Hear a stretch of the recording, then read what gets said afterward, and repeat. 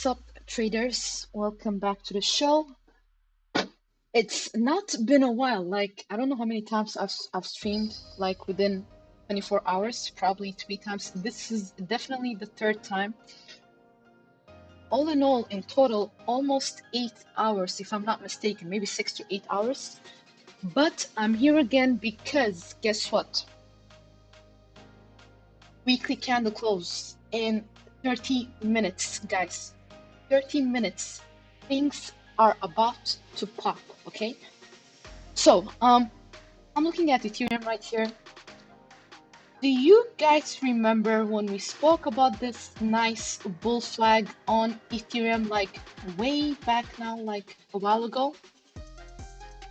And we are above, critical levels right now, around, $1,600-ish on the weekly Ethereum, chart.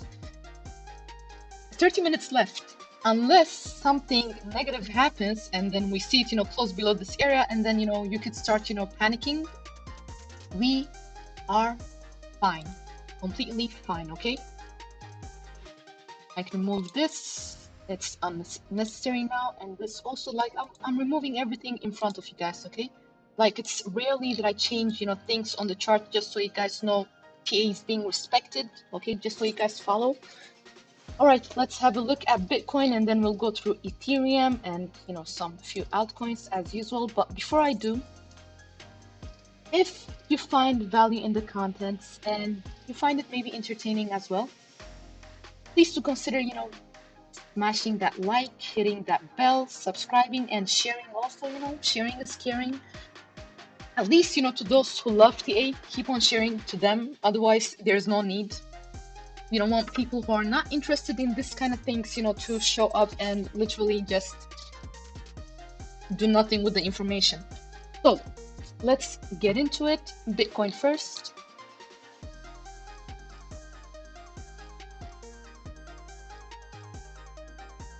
Beauty, just beauty. You remember what I said in the last stream?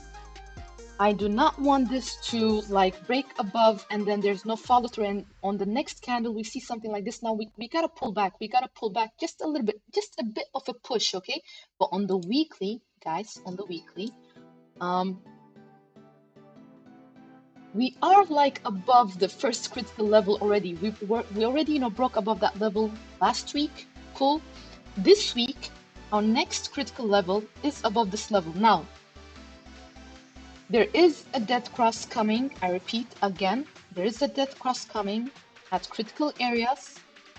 Maybe if I start seeing weakness and whatnot, so on and so forth, I'll be looking for something to short at these levels because let's cross number 1, 2 critical levels, and on top of that, do not forget that we have this bad divergence unless this week is gonna like bulk up and we see it, you know, like by the end of next week, we see this candle, you know, close above this red dashed line, then we are fine. But I gotta see what happens, you know, after the weekly candle close comes.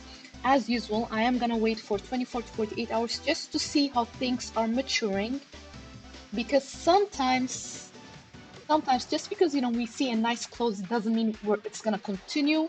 So we gotta give it a bit of a time. Like, I don't know if a lot of people do that, but me personally, I like to do that just to be a bit sure. The bulls and the bears were fighting before yesterday, guys. Right now, bulls are taking over completely. They've sniped out the bears completely for now, okay? But I still want to see this daily candle close above this area. You see, we're just, you know, around it, but not really above it yet. We'll see what happens. We went and wicked almost to around 24k, but we need a push. We need to see a close above this level. Now, I don't want to go into details explaining why this is critical and so on and so forth. There are many reasons though. So I want to see a candle close above this area. The 4-hourly is trying to pull. It is trying to pull, but not there yet. So we'll see what happens in 25 minutes. Let's head over to Ethereum as well. Weekly, I'm just, you know, enjoying this action right now because he's being respected completely. So let me bring out the other chart that we usually do on when it comes to Ethereum. This one. Okay, so we are still like looking at the daily, we're still not above this level. I want Ethereum to cross this area, this critical area around, you know, $1,676, you know, 1,680, for us to push a bit higher. Like, we have a mini obstacle around this level right here, 1,720-ish, but it's nothing that, you know, that big of an obstacle, just a little one. After that, eventually see around these levels, like not much holding us. In the bigger picture, like really, if we see this weekly candle close above this area, next resistance is around this level right here, 1,800-ish. But any weekly candle close above 1,800-ish, you know, like in this week, coming week, $2,000, not far away. Just so you are aware, okay? RSI is in. Let's recap, okay? RSI is above neutral territories. It is fine, but there is some bad divergence on the RSI, like looking a bit more to the left. On the daily, everything is like looking okay-ish. RSI is rising at the moment. We have this nice divergence on the daily that one should maybe not neglect, okay? There's some nice divergence going on both oscillators, not just one, on both oscillators on the daily. And if we close anything like this after holding support, this is one strong candle and buy pressure is coming in. Like, things are in order, you know, for the bulls. I don't know about the bears. I hope you're okay out there. Like, somebody give them some water or something. But for the bulls, things are in order. Like, you can't hate on this, really. You can't hate on this. We just need to close above some critical levels and then we'll get to it, okay? Now, Bitcoin, I do want to speak about some critical levels because it's not straight up to 25k. It's not straight up to 25k. I wish it was, but that's not the deal.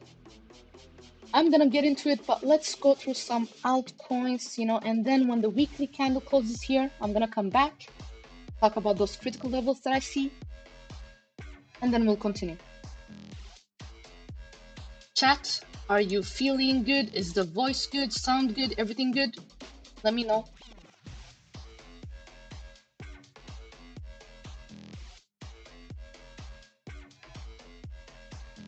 And is that like button working? Like, what's up, guys? I'm coming here doing all this TA, pure traditional TA, and you know, the like button seems to be broken. Like,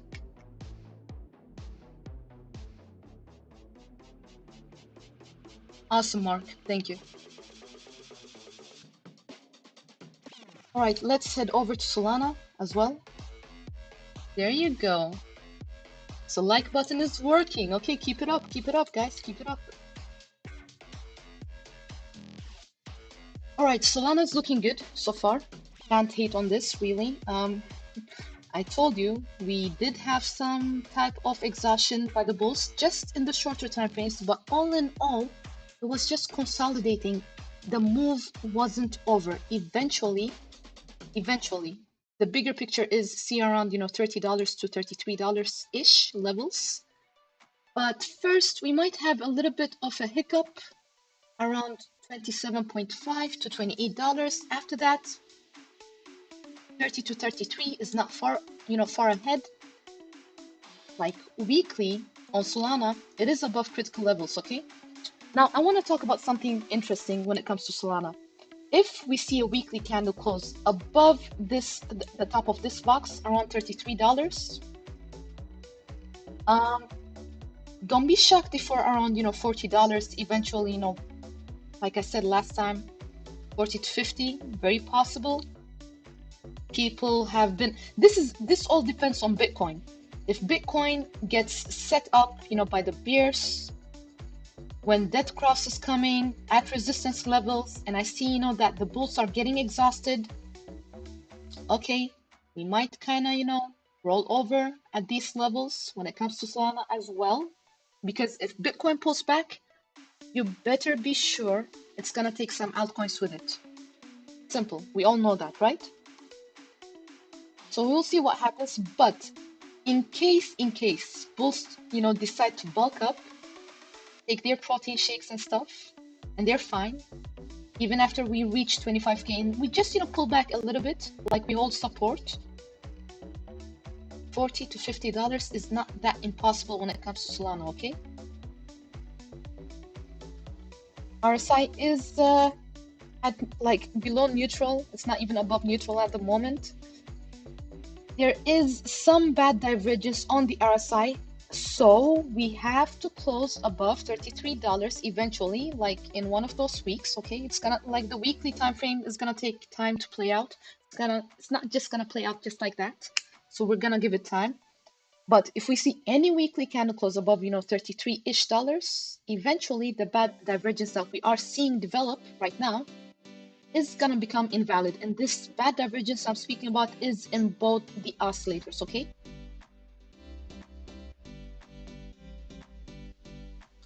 But loving the daily.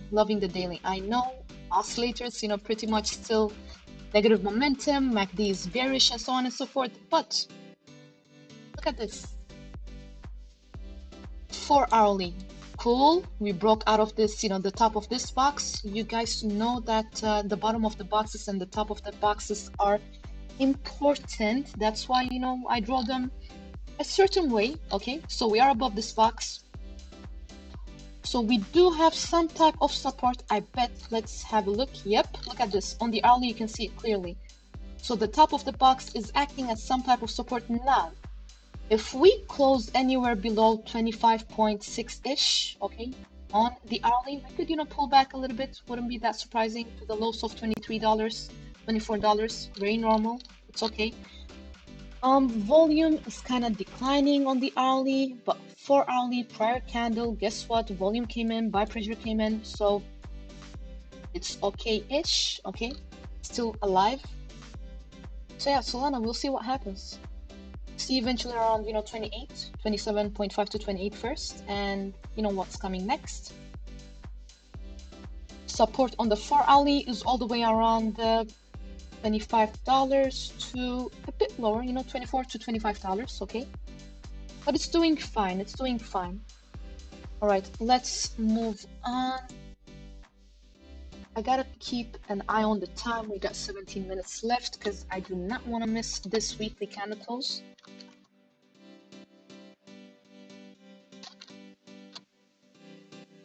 On the last show, we had a look at CHR, Zen, Mana, Hex, HBAR, SAND, LTC, Ethereum, and so on and so forth. On the one before that one, we had a look at Hook, BTS, Litecoin, Cardano, Atom, Aptos, Dash, GMX, Audio, Mana. Just for those of you who want to have a look at these coins, or just want to update yourselves with the TA, you can just have a look at the past streams. Okay, that's why I'm naming the list. All right, let's have a look at the next one because we got time. 17 minutes left, or 16 minutes left at the moment.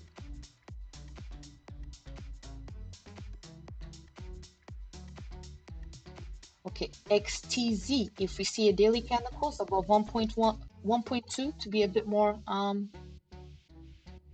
conservative. See eventually around 1.3-ish, 1.4-ish dollars. Like XTZ is looking fine on the weekly. RSI is a bit weak though, still below neutral territories, but we got positive momentum on this oscillator. MACD is bullish. Monthly closes in 2 days. If monthly closes anything like this, it's not a bad thing. Not a bad thing. Of course, I'm not going to repeat it 100 times, but everything depends on what's going to happen with Bitcoin, okay? Daily, like buy pressure is here at the moment. Volume is coming in, guys. Just keep an eye on it. Not looking that bad. If we cross above this level, like see eventually around 1.5-ish dollars, any close above this area, $1.5 next on the daily, okay? No need to draw it, just remember. 4-hourly, fine, are kind of holding. We got some support around these levels. If we close anything below 1.144, see eventually around these areas, which is around 1.1, just the loss of $1, okay? Loss of $1.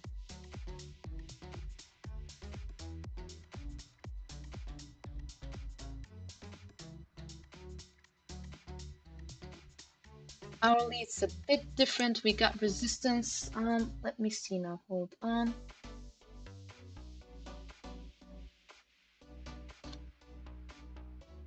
Just gonna draw it for you. So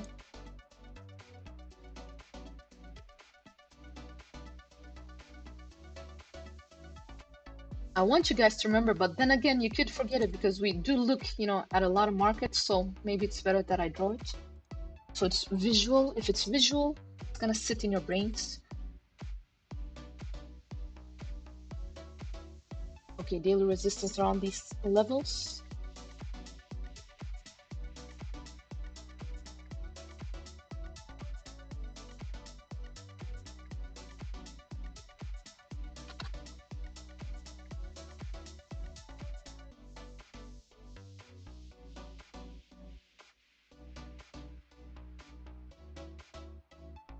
Okay, cool. On the hourly, it's a bit different.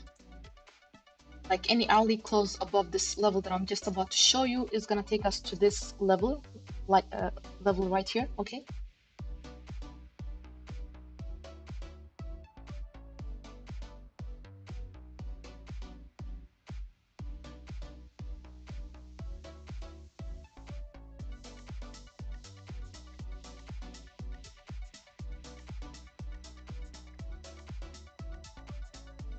There you go, your hourly resistance, and we can move on to the next one. I think I've spoken already about support, right?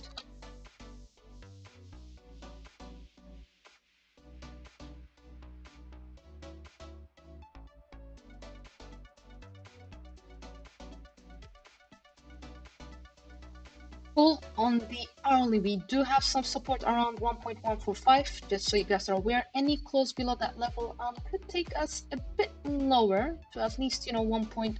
Also the loss of $1, okay? Also the loss of $1. So we can move on with the next one. 12 minutes left. Keeping an eye on the time because I do not want to miss the weekly candle close. I've been waiting for this. Okay, sand. We had a look at it earlier today.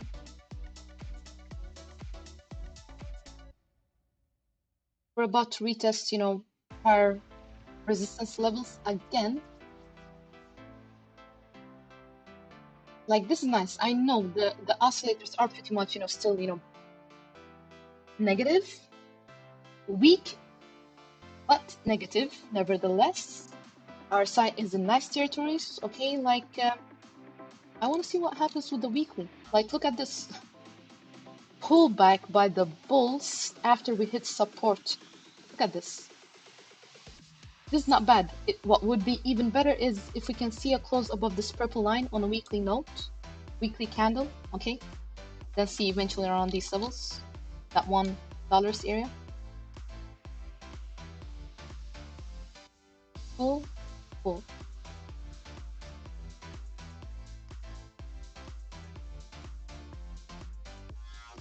Yes, support is holding on sand, really. Support is holding. It's fine-ish, it's fine. Positive momentum on the 4 hourly. Our side is in nice territories. Can't hate on that. And we're probably gonna come and retest, prior highs, current highs. There are other levels of interest, but I do not want to be like spoiling it for you. Let's see what happens first. If we get above this level, remind me to come back so I can speak about the next level next. All right, cool.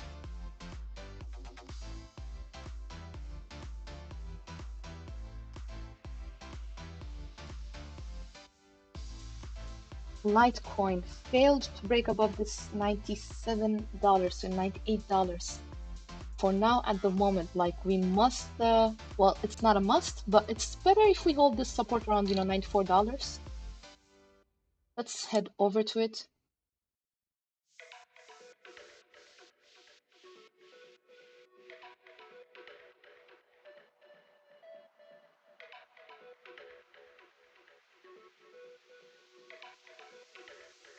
Weekly Litecoin, nobody's gonna argue with me that it's looking bad. Okay, it's not looking bad. It's not looking bad on the weekly. We just need, there's something important Litecoin needs to do. So the weekly is safe, at least, for the short term, okay? It is closed weekly above $94. This red line right here, a weekly candle close above $94, good. If not, we could end up, consolidating again, maybe some, downside action, just letting you know, but we need that close above $94.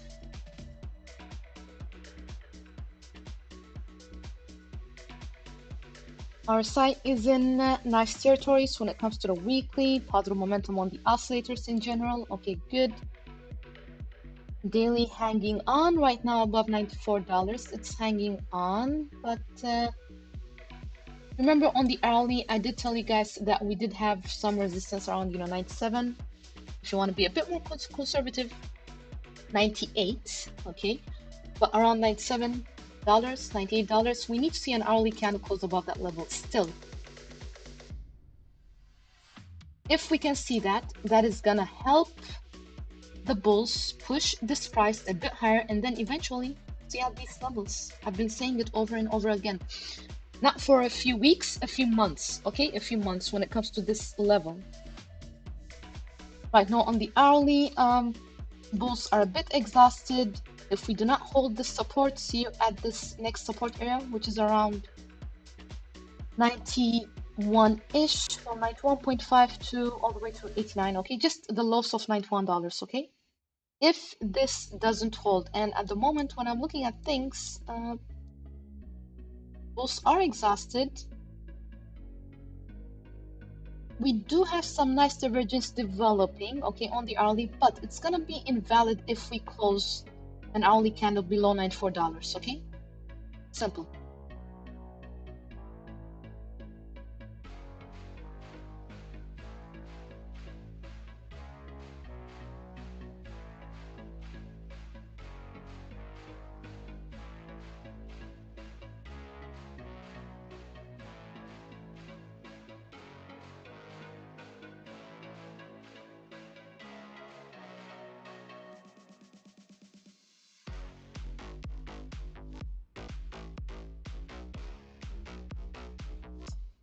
Atom, it's still holding this support line, guys. Still holding.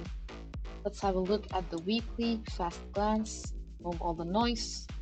Looking fine, but we need a close above this level, okay, on the weekly. 14.8-ish dollars, which could help, the price, at least, come to these levels for a start. I mean, these levels, 16.3, 16.9, very possible.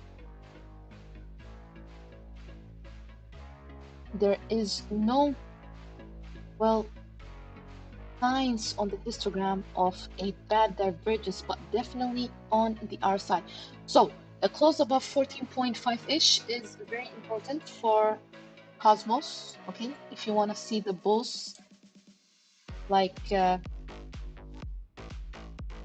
be in charge, continue to be in charge, we need that. Daily RSI is fine, oscillators are fine. We have our first positive momentum again. We had a little break, but it's positive again. Like our MACD was about to go bearish on us, but it's still safe. It's still safe. Like still safe. Not much going on there.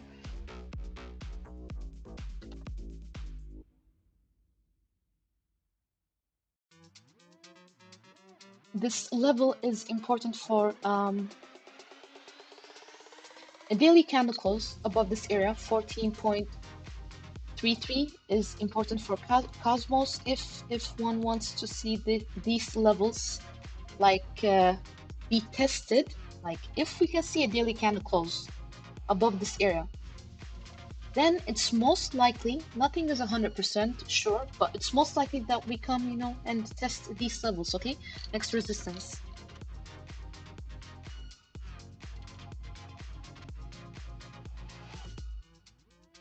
Like on the daily, I can't see that bulls are tired yet.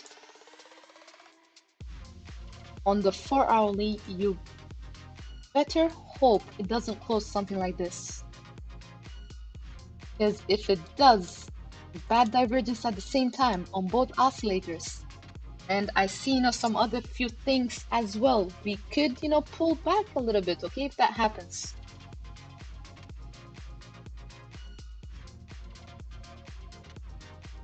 Pull back to what? Pull back to at least let me see now. Well, somewhere around the bottom of the top of this line, I mean the top of this trend line, okay, all the way to this blue box is still very possible.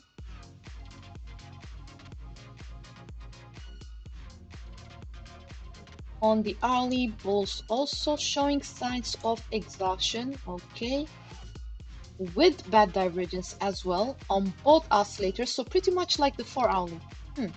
Interesting.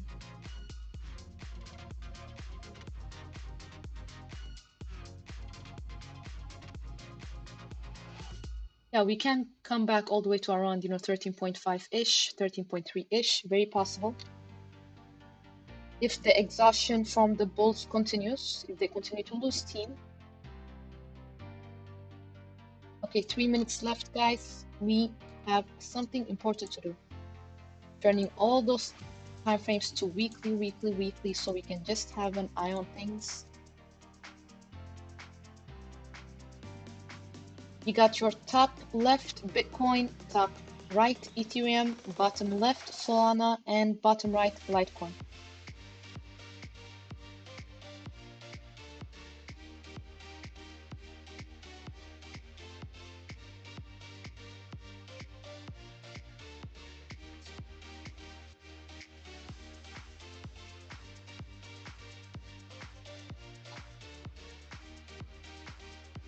Cool. This is gonna be a good show. I wonder what the Bears are doing at these, moments when if they're sitting in the sidelines still, still thinking, still waiting for a hard pullback before we hit, critical levels. Gonna be interesting to see. Interesting to see. Like, I'm so glad we spoke about a major low. I'm not speaking about macro. I still do not know about the macro picture, okay? I need some more time, some more confirmations for me to be a bit more convinced. But we spoke about a major low being in, like most likely being in on the 30th of December. Go back to the show, guys, and you'll find it, okay? At the end, like one of those streams at the end of December, beginning of January, I kept on, highlighting these things. Even for Solana, I was like, okay, things are changing. Like, things are changing in favor of the bulls. And then, a few weeks later, things started to really take off. 1 minute left, guys. It's time to hype. I rarely hype on the streams, but, well, it's been time to hype actually, a few weeks back, so. Bears are sniped out, Mark. They are sniped out, like, strike out, simple. But like I said, like I'll be thinking, like I would be considering probably a short at resistance if I see that the bulls are losing strength. Until then, I'm holding my breath. I'm letting the market do its work. No need to panic and whatnot, okay? Because things are looking fine. 30 seconds left.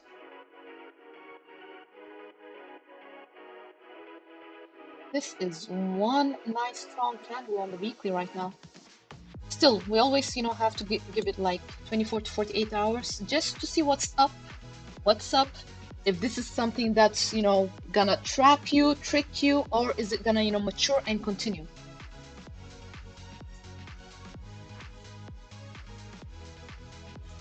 Yeah, for now, bears are having a bad time.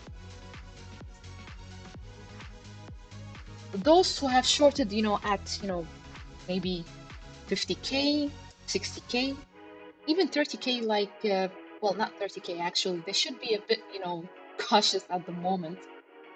Because who knows? We might see strength coming in, even though there's a death cross. Sometimes I do tell you guys, if a lot of people expect the same thing, it might not always play out, okay? There we go, guys. Weekly candle closes upon us. Awesome. So this is the highest weekly candle close since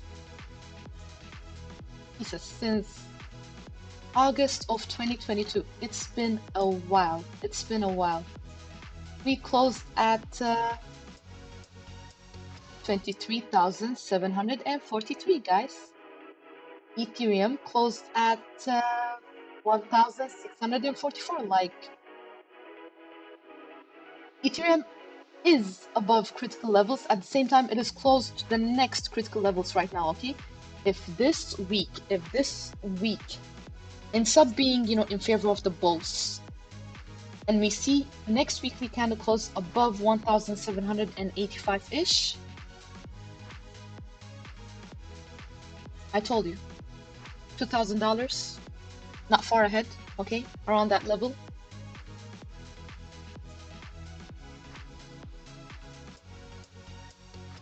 Solana's hanging on, it's okay. Litecoin is also hanging on, it's okay.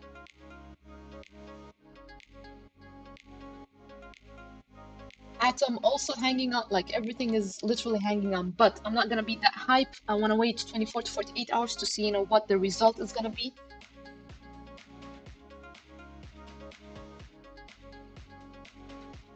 Daily, guys. We closed below 23,776. But there's still chance we get above this. Looks like it is, because even though we didn't close above this level that I wanted to, we are around that level, okay? We have to be a bit flexible. Do not be, hard-headed. Be a bit flexible. This is one nice strong candle. Now, when it comes to the RSI, one could argue it's too overcooked. And yes, it is. It is. But haven't you seen markets that are, just, doing fine, have, an overcooked RSI, overboughtish RSI, still kind of continue, okay? Still kind of continue. But I would have loved it even more if we would have been able to close above this trend line. Like, it would have given me a bit more confidence, okay? Like, we are gonna, see some, good action go on. But it's close enough, so I'm gonna give it time to do its thing, just to see what's going on. Ooh, on the 4 hourly. Okay, you see, sometimes you just have to zoom in. 4 hourly really did close below this area, okay? Because I've been telling you past 2 streams, I need to see a 4 hourly candle close and a daily candle close above this level, which is not happening at the moment, okay? At the moment. Ooh, like even on the hourly. Okay, guys, it's fine. 24 to 48 hours, we'll see what happens. But if we see some sort of a pullback, it's not that, worrisome. At least, to 23,400-ish, it's possible. It's possible, okay? Like 10 minutes, we got some, support around 23.5-ish, 23.6-ish. Let me just draw it for you. Literally 23,556. Okay, I don't have to draw it. The 10-minute chart is probably gonna play out, sooner than the hourly and so on. Any close below that one? Let's see around these levels, the top of this box again. Okay. Yeah, I see clear signals on the hourly that bulls are a bit exhausted. Keep in mind.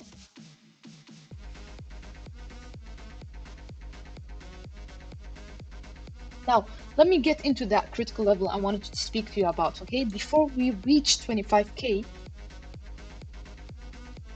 we do have resistance, okay? A bit harder than this one, actually, around this area right here. Now, I was waiting for, to speak about this resistance on the stream because I wanted us to be closer to these levels first, which we are right now, okay? So now it's better that we discuss it so we are a bit prepared, okay? We already know we do have resistance around 24K, but I'm not so worried about that one. Like we kind of almost tapped it today. What I'm worried about is this resistance. Now, if we see on a 4 hourly time frame or a daily time frame that bulls are kind of losing steam around these levels, like in a strong way, not just consolidation way and just a bit of a pullback to 24K, something like that. A real strong end patterns on the easterns, westerns, and so on and so forth, that bulls are kind of tired. We might see some type of consolidation or a pullback around these levels when it happens, okay? But we do have resistance around 24.5. Keep that in mind, 24.5, okay? Before we head over to these levels. So it's not, straight up from 24 to 25. This resistance could show some strong resistance, okay? But in general, if we're gonna talk about the general picture right now, still, let's see what happens 24 to 48 hours. But in general, by the way things are looking, nice strong candle on the daily, weekly, same thing. I can even have a look at the 5-day. Same, okay, not very much the same, but still a candle that favors the bulls more than anything else. 4-day, same thing. Like 4-day, if we would have seen a close above 23,885-ish, it would have been better. But all in all, things are still looking fine-ish for Bitcoin, okay? Now next, see eventually around 24.5. Before 25,000, okay? We'll meet some obstacles here, but it's gonna survive. Not the end of the world.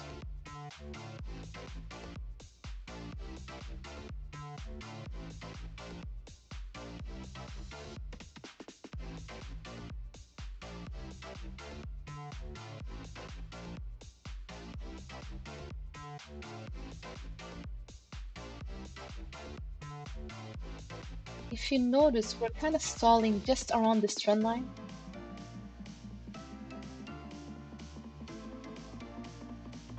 Even on the 10-minute chart, just around it, okay? Okay, cool. Let me catch my breath. And then we'll continue on with, wow, okay, Aleph.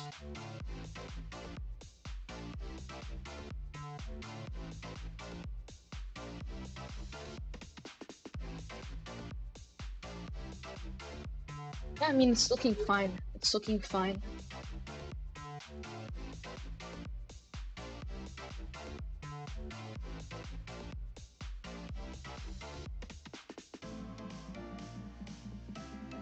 What's Litecoin doing on the new day? Hold on.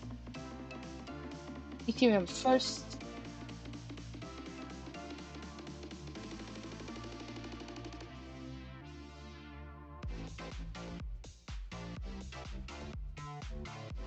Okay, not bad. Like, not bad. Daily candle close is pretty strong.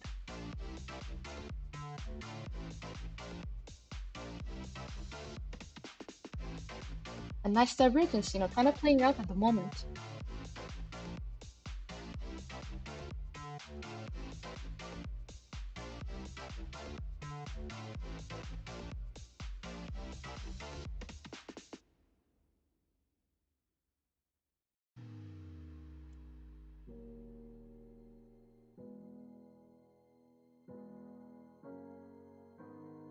Kyber network is at resistance at the moment, but holding support as well.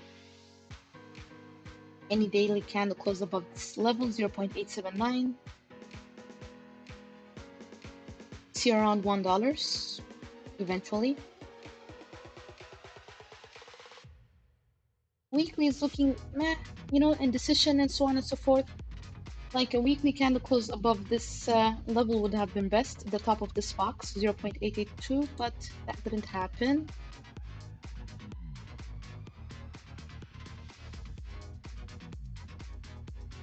Negative momentum on the oscillators, MACD is bearish on the daily. RSI is okay.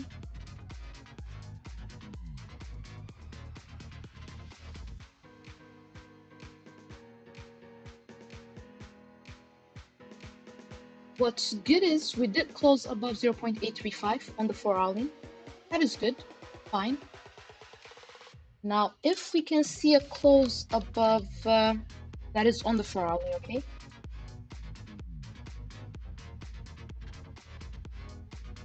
Above 0.9-ish dollars.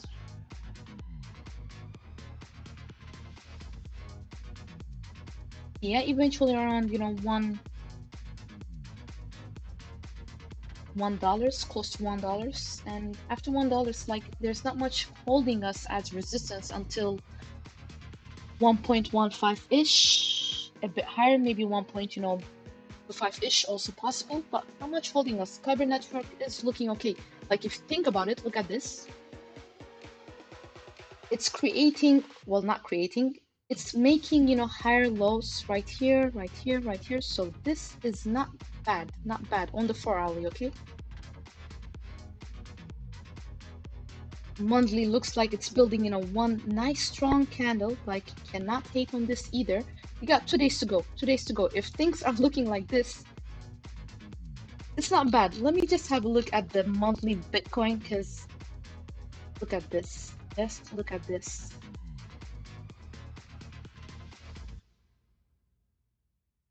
Do you understand? I told you last time, you might think I'm way ahead of everything. That's why I said if I see weakness around 25k, you know, and so on and so forth, could be a nice opportunity, you know, to maybe take a short position, a very little short position with a tight stop loss. But if I don't see any weakness, if nothing like that is like showing on the charts, okay, like a strong weakness, do not be surprised if we, you know, head over to higher levels when it comes to Bitcoin. When I talk about higher levels, I'm talking about 31k. 32K. It's not out of the question, guys. Remember, people were like, oh, you know, literally, when I spoke about this with some friends, they were like, oh, you're crazy, we're never gonna see 30K and so on and so forth. Who are you to say? Neither I or you know if that can happen or not can happen, but we have to think about the possibilities, being higher the closer we are to certain levels, right? So you're gonna tell me if we're like above 25K on a daily, we close a daily candle above 25K, and a weekly 30K is impossible? Come on.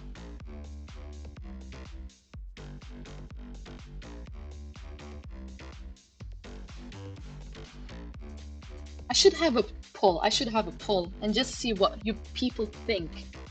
You think 30K is possible or not? Let's see. I mean, I did tell you guys and like members of Discord last year, literally a few months ago, I told you that Q1 could be very interesting, and it could favor the bulls. And then on Friday, after the Bitcoin, options expired, like my opinion was, this was not, based on TA, but opinion-wise, I did think that it would favor the bulls as well, because Max Pain is far ahead. We still haven't, we're not still around the max pain, where people are really gonna get wrecked, even though shorts have been wrecked so far. There's still room. There's still room.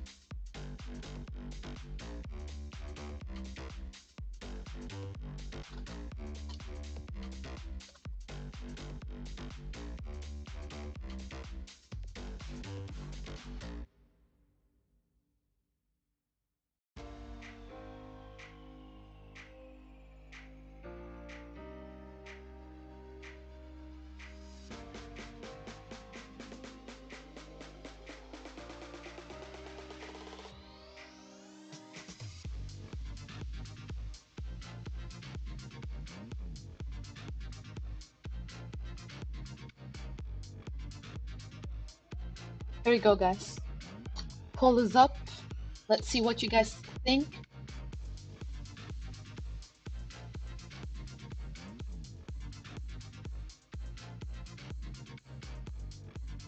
Madness, I say madness. Imagine those who are in denial and going like, that is never ever gonna happen. Well, some people did think that 25K would never ever happen either.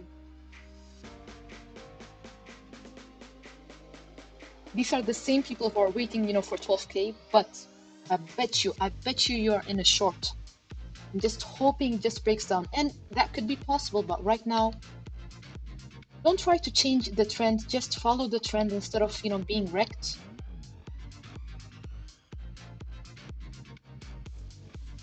Okay, let's have a look at some other altcoins at the same time. Ripple. Well, this is not that bad. Weekly, still positive momentum on the oscillators. RSI is, neutral. It's okay. Daily, you remember this resistance that we had on the 4-hourly? We broke above it. Okay, cool. Now we have some resistance around 0.42-ish. If you want to be a bit more conservative, 0.43-ish. Any 4-hourly candle close above that level. See eventually around these levels next, okay? The 4-hourly and daily resistance or profit-taking level next. It's alive, guys. Ripple is alive. It's just, taking its time. It's okay. We still got positive momentum on the oscillators. MACD is pretty much still bullish. RSI is in nice territories. And daily, hello, it closed above 0.41. Guys, this is not bad.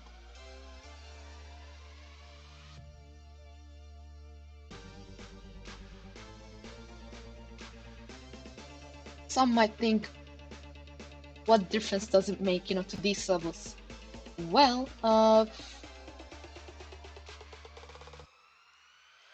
percentage-wise, it's not, that little. We're talking 11%. It depends on, how much of a capital one has and so on and so forth, but we're talking 11%, 10%, something around that level for a start, because there are other resistance levels that one should be prepared for if we see any daily candle close above 0.47-ish. Remember that old resistance when I told you guys we are about to drop like bombs, and then this happened? We're about to test these levels again if we see a daily candle close above 0.47-ish dollars, okay?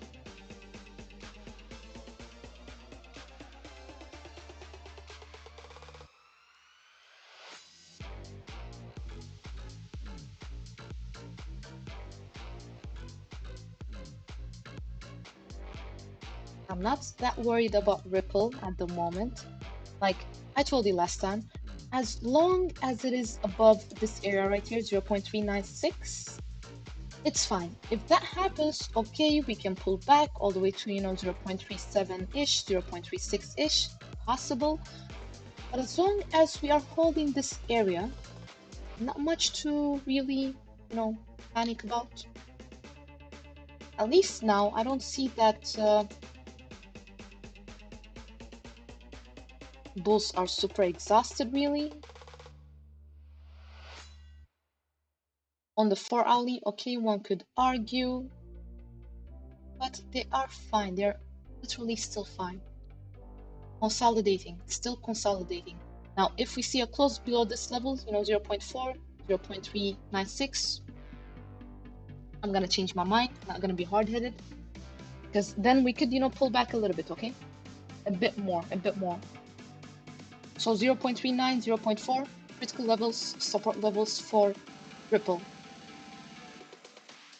I wouldn't wait for a daily candle close necessarily, like a 4-hourly candle close would also be good enough. But daily, for those who are conservative, if one is conservative, they should wait for a daily candle close, okay?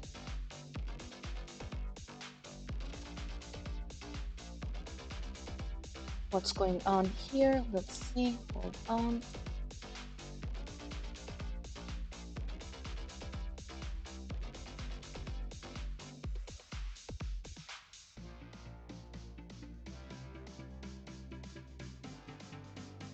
Okay, Bat had one nice bullish engulfing candle on the weekly, but I did this.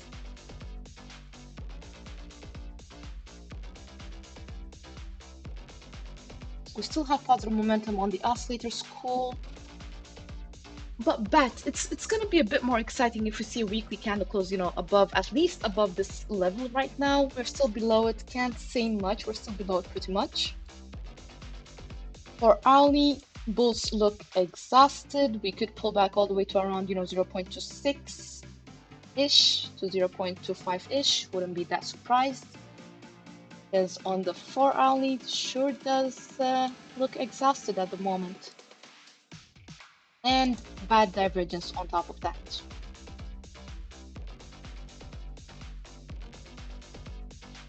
Okay, just beware, just be a bit cautious. Daily was fine, but on the very, very shorter time frames, we could see, some sort of a pullback. Wouldn't be that surprising. First, of course, we need to see a close below 0.2687. If that happens, be prepared to take us a bit lower, so at least, 0.26 to 0.25. Otherwise, on BAT,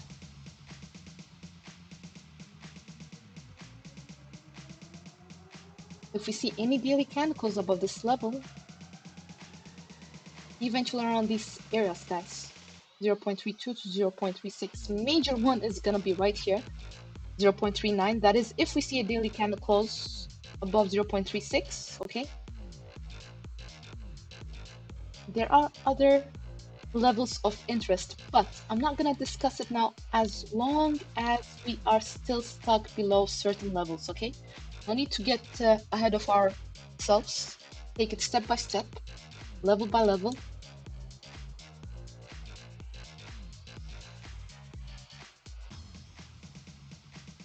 Okay, let's see now.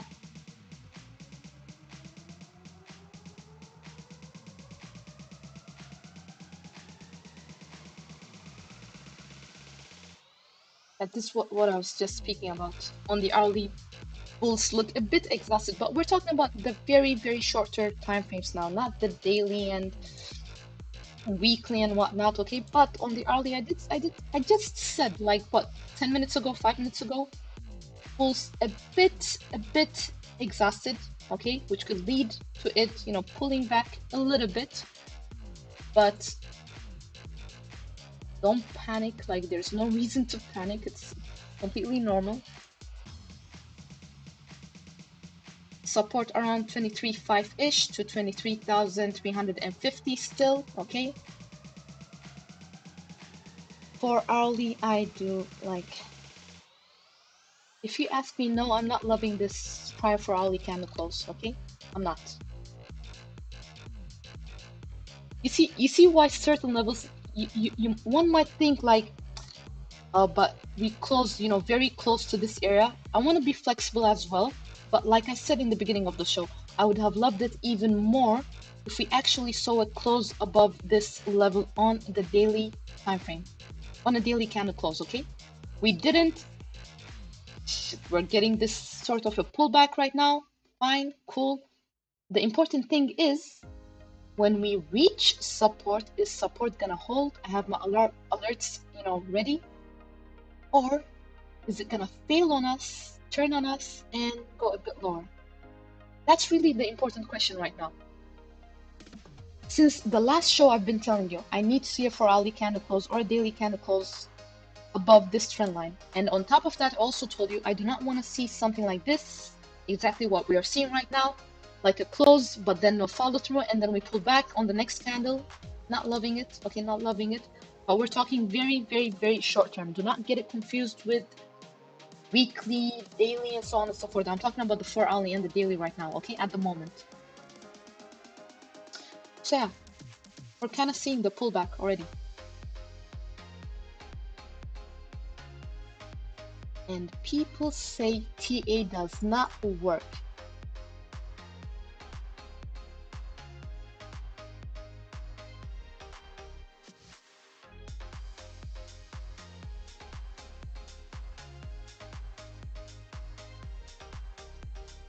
We have some nice divergence on the 10-minute chart, for example. It's not that significant, but it's there, so I don't want to take it away from you. Okay, we do have some nice divergence on the 10-minute chart. It is gonna be there as long as we do not see it close below, you know, $23,500-ish, literally, okay? Any close below that, that nice divergence that we are having a look at is gonna become invalid. That in mind. God, I love it when, you know, just say something's about to happen, like most likely to happen, and then bam, starts happening.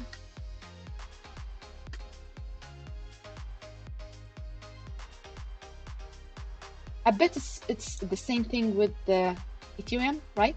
Let's have a look.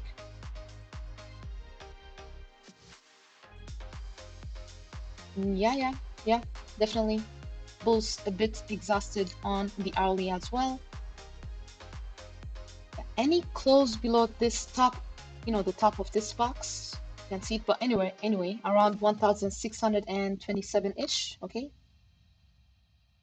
Should take us a bit lower. Wouldn't be that surprising if we get to the lows of 1,600 and, you know, $1,600 to 1,590-ish, okay? Again, important thing is that support holds. Fine, it pulls back. Okay, cool. But will support hold? On the 4-hourly, it's pretty much the same, okay? Got support around 1,610. A bit slightly lower as well, but pretty much there.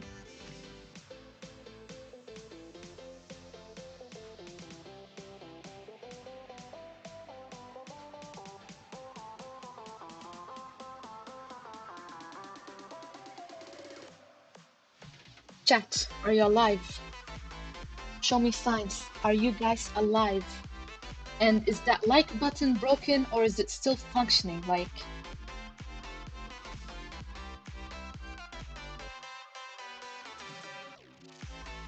tell me, who else is like telling you these kind of things and then, 5-10 minutes later it starts happening?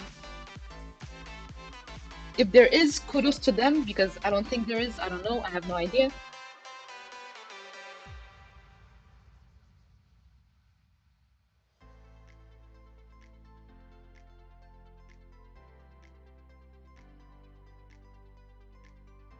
Okay, let's have a look at some other altcoins at the moment, like because Bitcoin is gonna do what it's gonna do, or what TA is said like is most likely to happen. So fine, cool.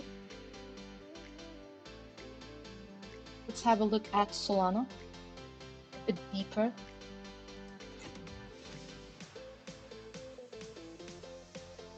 Daily is okay-ish still, guys. Still, it's okay.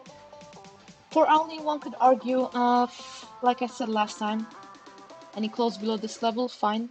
We go back to around $25, a bit lower maybe, 24 to 25. Let's move on. Next.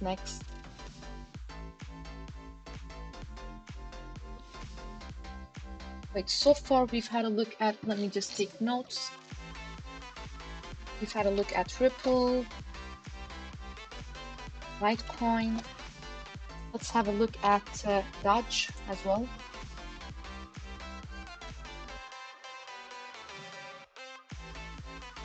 We also had a look at KNC, right?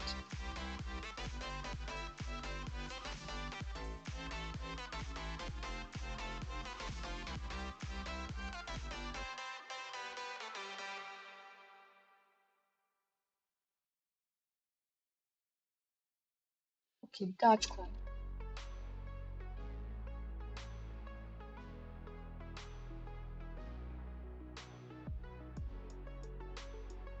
Ooh, we couldn't close above that critical level, guys. Still, like, look at this. I would have loved a close above this area on the weekly for Dogecoin. Above 0.09041 to be precise. But we didn't, still. Okay, positive momentum on the oscillators, cool. Like, it's fine in general, but it didn't close above, this critical level still, okay? RSI is above neutral. Daily also below this area. Like, I would have loved it really if we would have been able to close above this level, because if that happened, we could have, come all the way to at least, 0.0955-ish, 0.0965-ish levels. But as long as that doesn't happen, we could see some sideways action, a bit of a pullback, very possible, okay? Daily candles closed strong. RSI is in nice territories. Cool. For hourly, like, not to my liking, really. We do have support around 0.08849 all the way to 0.087-ish, okay? On the 4 hourly, that is. Any close below that level could take us a bit lower, okay? A bit lower. On the hourly, we have MACD bearish, negative momentum on the oscillators. RSI is in nice territories, but I gotta say, like, both are not looking that strong on the hourly. Dogecoin. On the 4 hourly, if we could see a close at least above 0.092, I'd be a bit more convinced that we could, come and retest these levels a bit sooner than later. But at the moment, it's taking its time, doing its thing, but it's taking its time. In general, it is still okay, but it's taking time. Like, I can't say the bulls are super strong on the daily looking at this. Really not, okay? Unless we see a close above this level, the top of this box. Then I could change my mind, then see eventually around 0.11-ish. to 0.12-ish dollars. Until then, it's taking its time to build things, okay?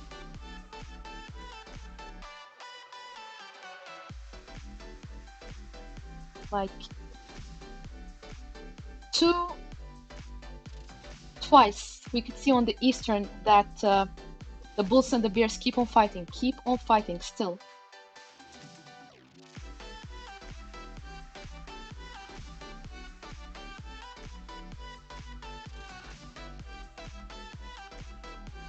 Yeah, Dogecoin. Support, resistance when it comes to the upside, so we can move on.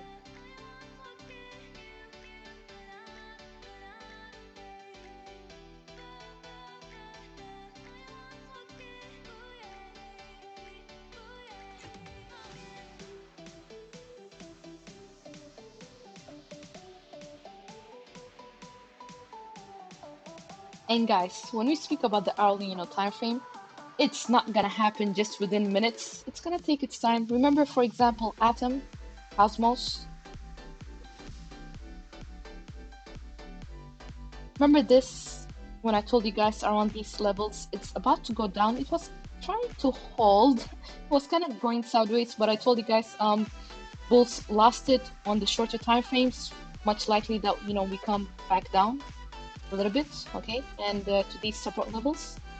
And guess what? It took its time. But it happened.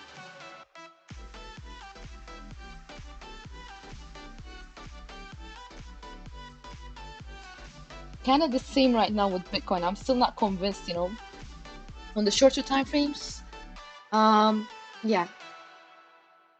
If 23.6 doesn't hold, pretty much, next 23.5 to 23,350. And 23.6, I'm talking about the 10-minute chart. It's not even the hourly, okay? Hourly, like, there is not much until 23.5 to 23.50. Sometimes, in some cases, the shorter time frames tend to give us a nice support, which could, invalidate the hourly support, so we don't ever go and test it, the same day at least. So Dodge was looking cool. PNC looking fine. Litecoin looking like most are looking okay-ish in general. How's the poll going? Okay, so everybody thinks, like, all the viewers think that we could hit 30K soon. Okay, like if that happens, we're gonna have a hype stream. Awesome.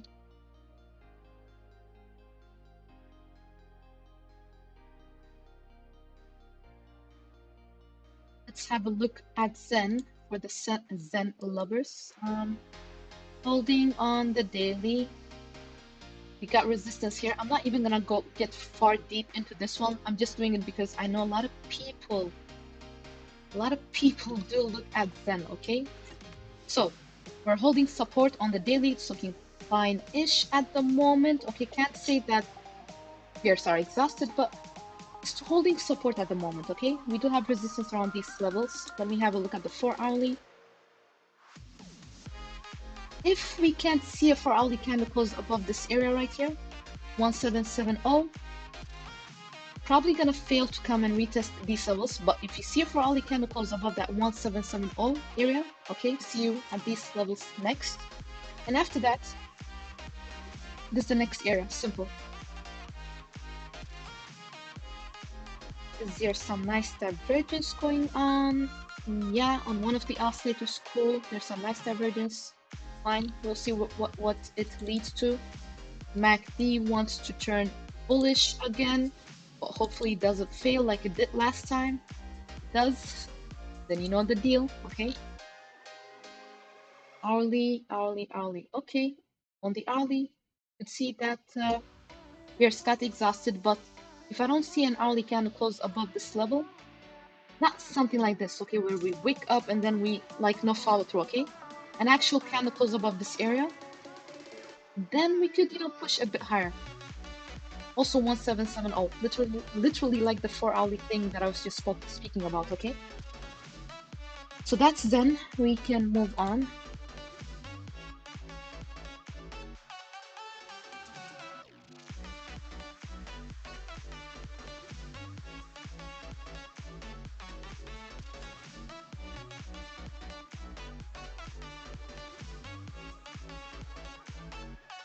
What next? What next? I got a list in front of me, but I want to mix it up today.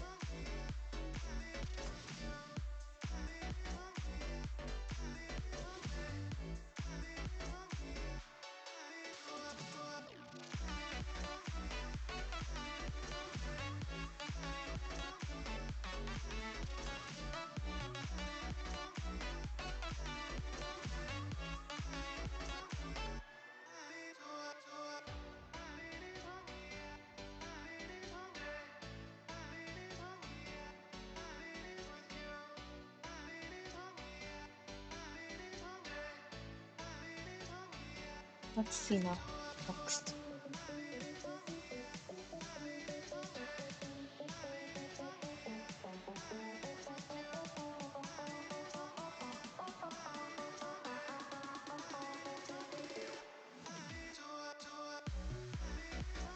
Decentraland. We have to have a look at what's going on there. Hold on. Decentraland.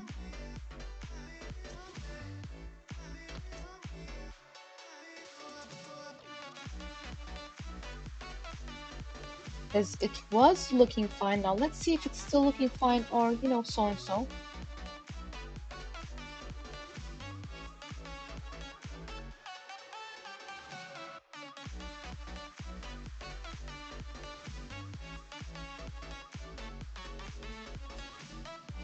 Immediately the first thing I spot is that bad divergence that is so clear at the moment, okay? But let's get into the weekly and so on and so forth, and then we'll move on. So weekly kind of made it above critical levels. I mean, close, very close, so close, okay? We got a weekly candle close to 0.81-ish dollars, but not really at the same time. If you guys zoom in, it really didn't happen. Okay, look at this. The close was at literally 0.8073. So we didn't get our close like we wanted above 0.81-ish or 0.81-ish literally. So there is still room to the upside. I can't say that bulls are exhausted, nothing like that on the weekly. We still gotta give it 24 to 48 hours to see what happened, but it would have been so much more awesome if we actually see a close above 0.81. That didn't happen. Okay, let's move on. We can't do much. RSI is okay, it is above neutral. Let's have a look at the daily. RSI did reset itself. It's not, overcooked yet. Again, we do have some positive momentum on the oscillators. Cool daily candle closed like beautifully, in a beautiful way, but we are around resistance now. Like I said last time, I'm gonna say it again in short. I don't want to get too deep into things because I've already spoken about Decentraland many times, okay?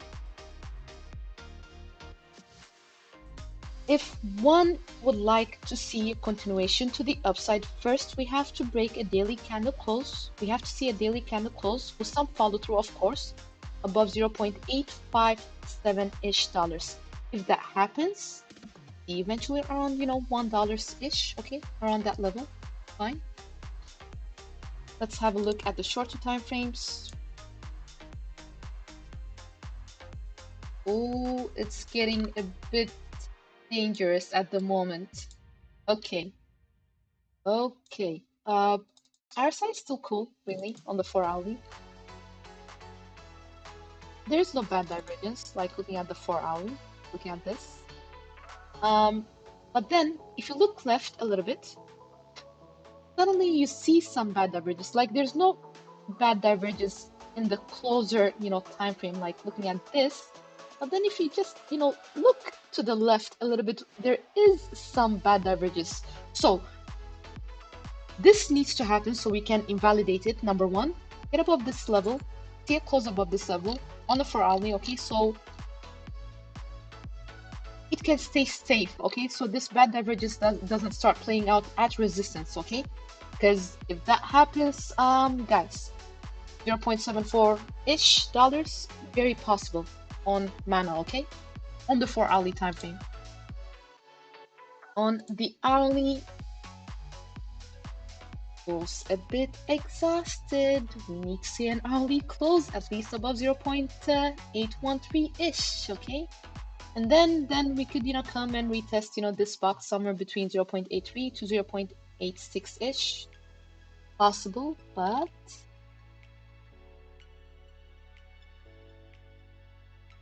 and the support for the hourly, let me just do this for you. There you go, your hourly support.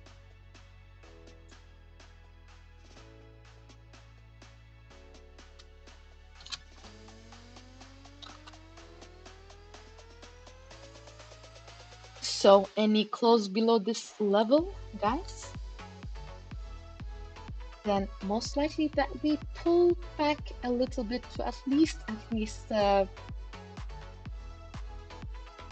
loss of 0.7-ish dollars, okay? Between 0.73 to 0.7-ish dollars. Fine. Cool. So that is if this hourly support is broken, okay? Otherwise, if it holds, it means consolidation, a little bit of a downside, and then, downside actions, little downside actions are part of consolidation, so one shouldn't be that surprised if that happens. So yeah, that's pretty much it. Yeah, literally the same thing when it comes to the 4-hourly support. Not the same, but I mean, if this breaks, any 4-hourly candle close below this area right here, just like the hourly, then we do have some type of support around 0.74-ish to 0.7, between 0.74 to 0.71, okay? Loss of $0.7, simple. Yeah, because on the hourly and on the 4-hourly, it looks like they're kind of losing steam a little bit right now at the moment. If we can't see that close above 0.1, what was it? 0.1, just 0.82. It'd be a bit hard, to see these levels soon-ish. Eventually we will. I mean, soon-ish. 24 to 48 hours. Okay. Okay, so that's Decentraland. Yeah, any daily candle close below this level, just reminding you guys, any daily candle close below 0.74-ish, 0.7465. We don't have a lot of support until these levels, okay? Just so one is aware. So 0.72 to 0.72 is not even that strong. Really, these levels. Any close below this area, eventually see around these levels. Simple.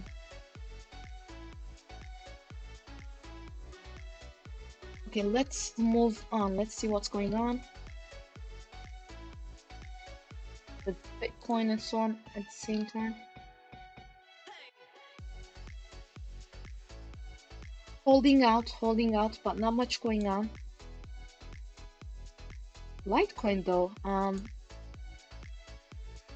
yeah, I don't like what I'm seeing in the charts at the moment. I like it, but I mean, the bulls might not like it that much because we could see, some type of consolidation if certain, levels break to the downside. Doesn't matter if it's Litecoin, doesn't matter if it's Bitcoin, Ethereum, Solana. Just a bit of a consolidation as downside action,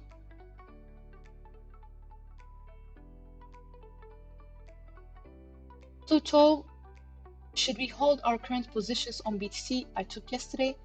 Well, I'm not a financial advisor, but if we're talking hypothetically, let's talk hypothetically. Depends on really, when did you take your position, for example, in what price range, for example. This kind of stuff, plays a big role. And then what kind of time frames are you focusing at? That's also another important thing.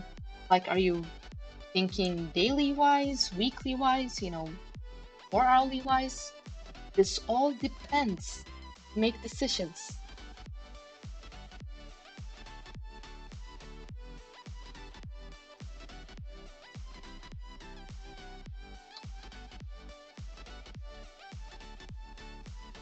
Now, me personally, like I kept on saying, longing at support, cool, fine, okay, but looking at the long term, longing at these levels, it's like I wouldn't be doing it if it's not for a very, very short time frame. I mean, super short time frame with very, very stop tight losses, like super tight stop loss.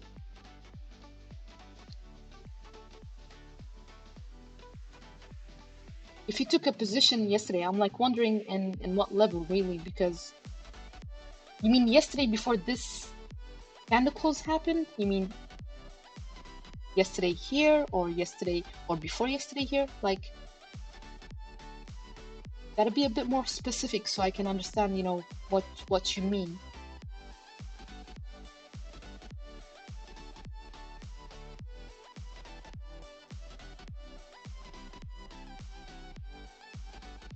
And we're talking, hypothetical trades, guys, hypothetical trades, because I don't want to advise you. You guys do what you like, but I always tell you guys, like, I'd rather, short at resistance if I see weakness from the bulls, and long, one had many opportunities, okay? Many, many, many opportunities. These levels, if you missed this level, fine, then you had another opportunity at this level. If you missed this one, fine, then you had another opportunity around these levels. Like, it kept on going, literally.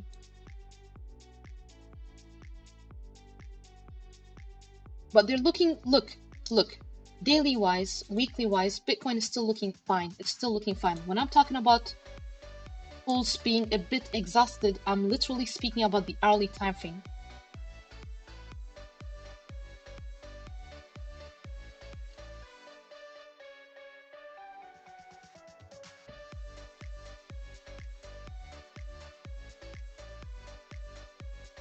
You took it at 23.015. Well, that's not that bad. Hope you have a very tight stop loss in already. Let's see now. 23. Let's just say 23. 23, 23, 23. Okay, cool. Those you're using a weekly time frame. 23 is around these levels. You're using a weekly time frame long at these areas. Like, that's a bit risky. Like, if you ask me, that's a bit risky. But you're like, look, if you would see any, candle close below 23, like, just saying, okay, just for your own safety, I'd have like a tight stop loss, rather take profits than, just let it be, because we're meeting some resistance at the moment. Like, any candle close, any hourly candle close below 23.6, I'd rather, call it a game, call it a show, and then just move on. Because definitely then, we could pull back, like I said, to 23,350. A bit lower is also possible, but be a bit cautious. But on the weekly time frame, longing at these levels, like, if you ask me, it's a bit, I don't know, it's a bit risky. Hopefully it's on spot and not leverage is what I can say, Pluto, because look, the 24, 25K is not 100%. People have to understand anything can happen in the markets, okay? But it's definitely looking like that's more likely to happen looking at everything, right?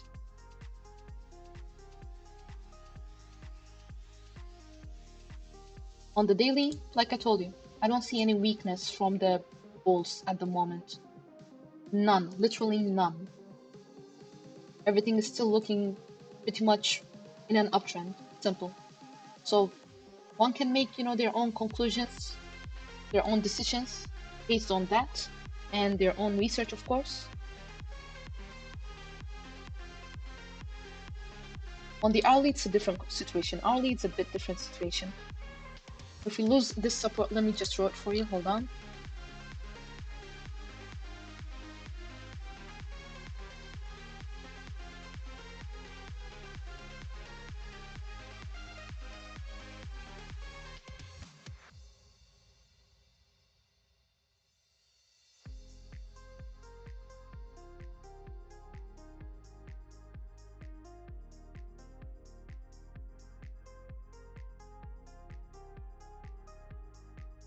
There you go. Your hourly support. If we lose this support, then yeah, most likely that we pull back a bit lower. Okay. I hope that answered your question, Pluto.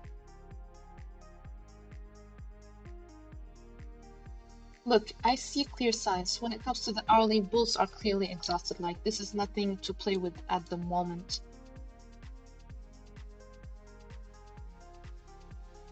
But weekly is still looking fine. Daily is still looking fine. I can't deny that. So it all depends on how you want to play the market. But one should have super tight stop losses. Super tight stop losses at these levels. Simple.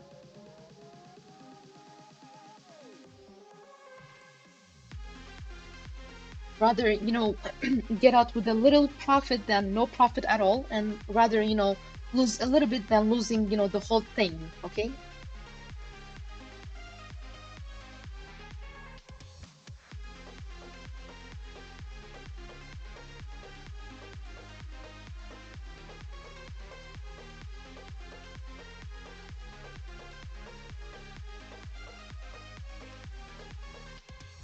So yeah, that's that for Bitcoin. I keep on coming back to it because, it's just too interesting at the moment.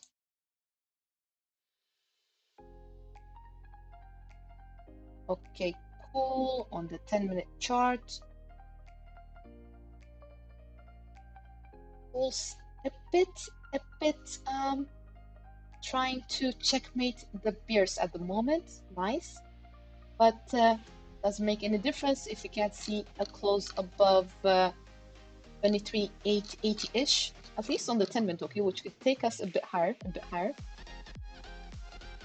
Well, we do have some resistance at these levels first, guys. 10-minute chart. Do not confuse it with anything else. 10-minute chart, okay? 10-minute chart I'm looking at. This trend line. Not the hourly, it's not the daily. 10 minutes. A close above this one takes us a bit higher.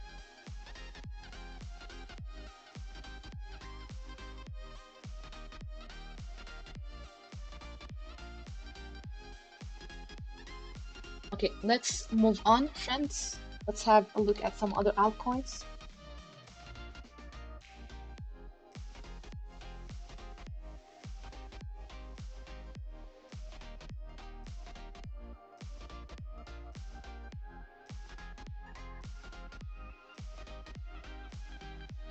BNB. This is one of the interesting ones as well, okay? BNB, guys.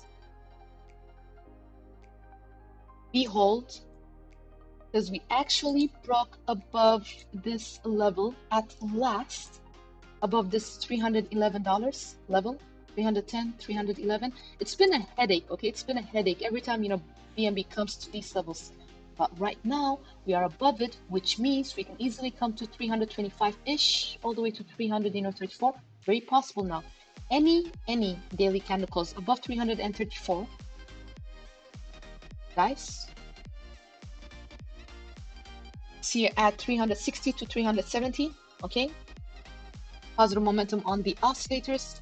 Let's have a look at the weekly. Okay, cool. Weekly closed above 310-ish, 311-ish as well, which is awesome. Now, next weekly resistance is all the way around $340-ish, literally.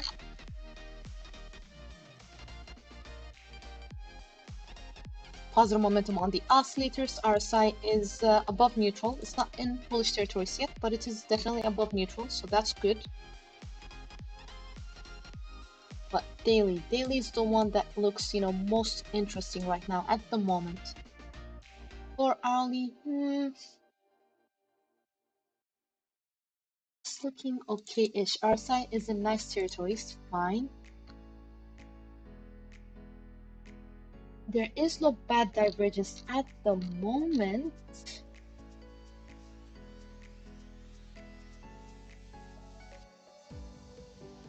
Okay, on BNB,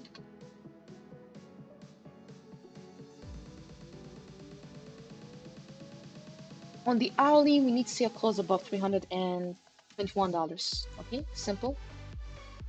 On the 4 hourly, we need a close above 322.2, and I'm being precise this time, okay? 322.2 on the 4 hourly. That could, lead to us, probably seeing this level right here eventually. Until then, we need to hold support of this level. Let me just draw it for you. Hold on. Support right here, and this on the hourly, okay? Hourly support.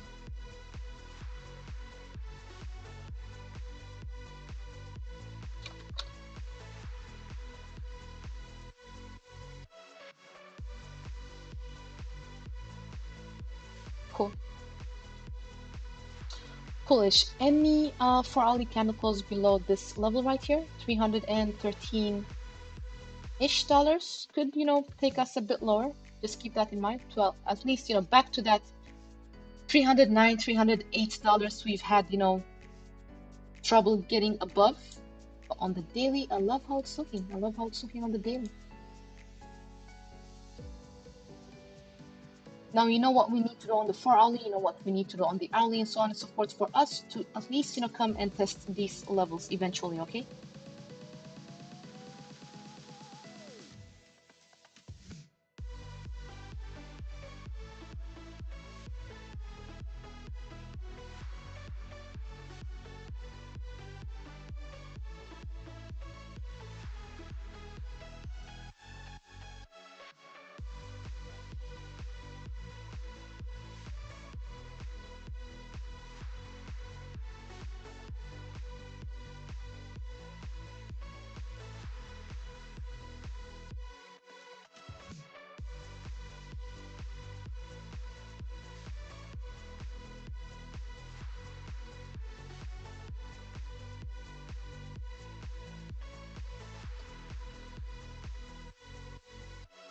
Oh, well, have we reached 160 subscribers?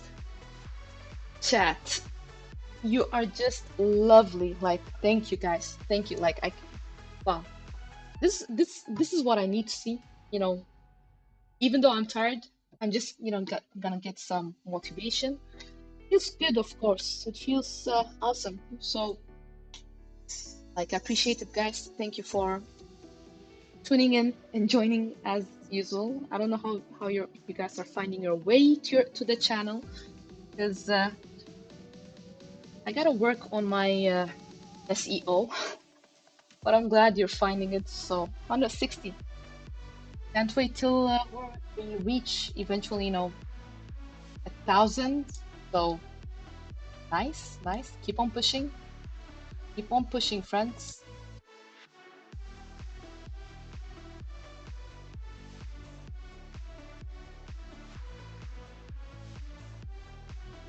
Thank you, Mark. Thank you. Like, yeah, I mean, together we can make one of the like this community one of the best. Definitely grow together. Indication wise, TA wise, money wise, and be the top of the top together as well.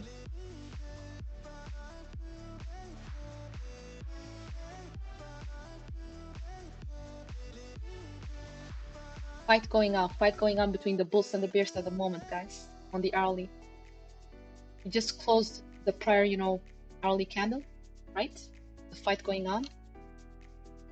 Ethereum, not much of a fight, except that the bulls came in and they were like, "Hey, you're not gonna smash us down." And they came in, they pushed the price, back, at support. Solana showing signs of life. And Litecoin, let's have a look at the hourly just to be fair to Litecoin as well. Okay, cool. Bears a bit, exhausted on Litecoin as well. We need an hourly candle close at least above $96, And then this $97, $98, still critical level, still important for us to get above. And then you're gonna blink, open your eyes, and you're gonna see, 106 to 100 and something dollars eventually. Litecoin.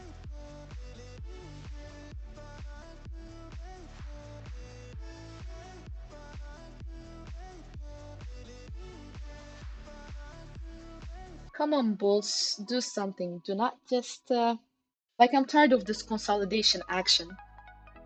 People think that we've gone up too fast, but if you think about it, we've had, some nice moments where we've just, consolidated. Just literally went sideways, sideways, a bit of a downside action, sideways, and then, we continue up.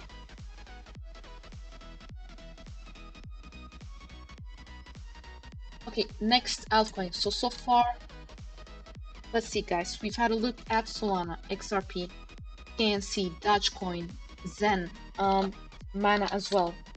I think Cosmos also, right? Or am I mistaken? I think so. Okay, next. Let me roam around my watch list, see what's interesting at the moment, because I do have a list prepared, but there could be something else I could add to the list.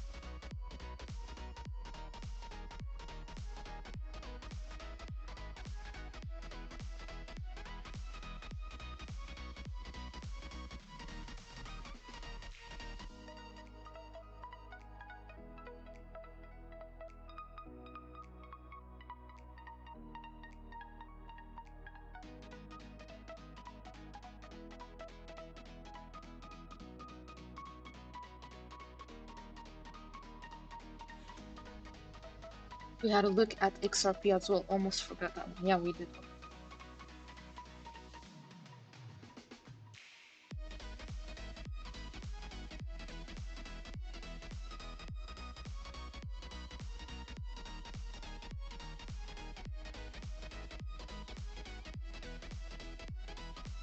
Quant. We can't forget Quant. Okay, I'm gonna have a look at Quant.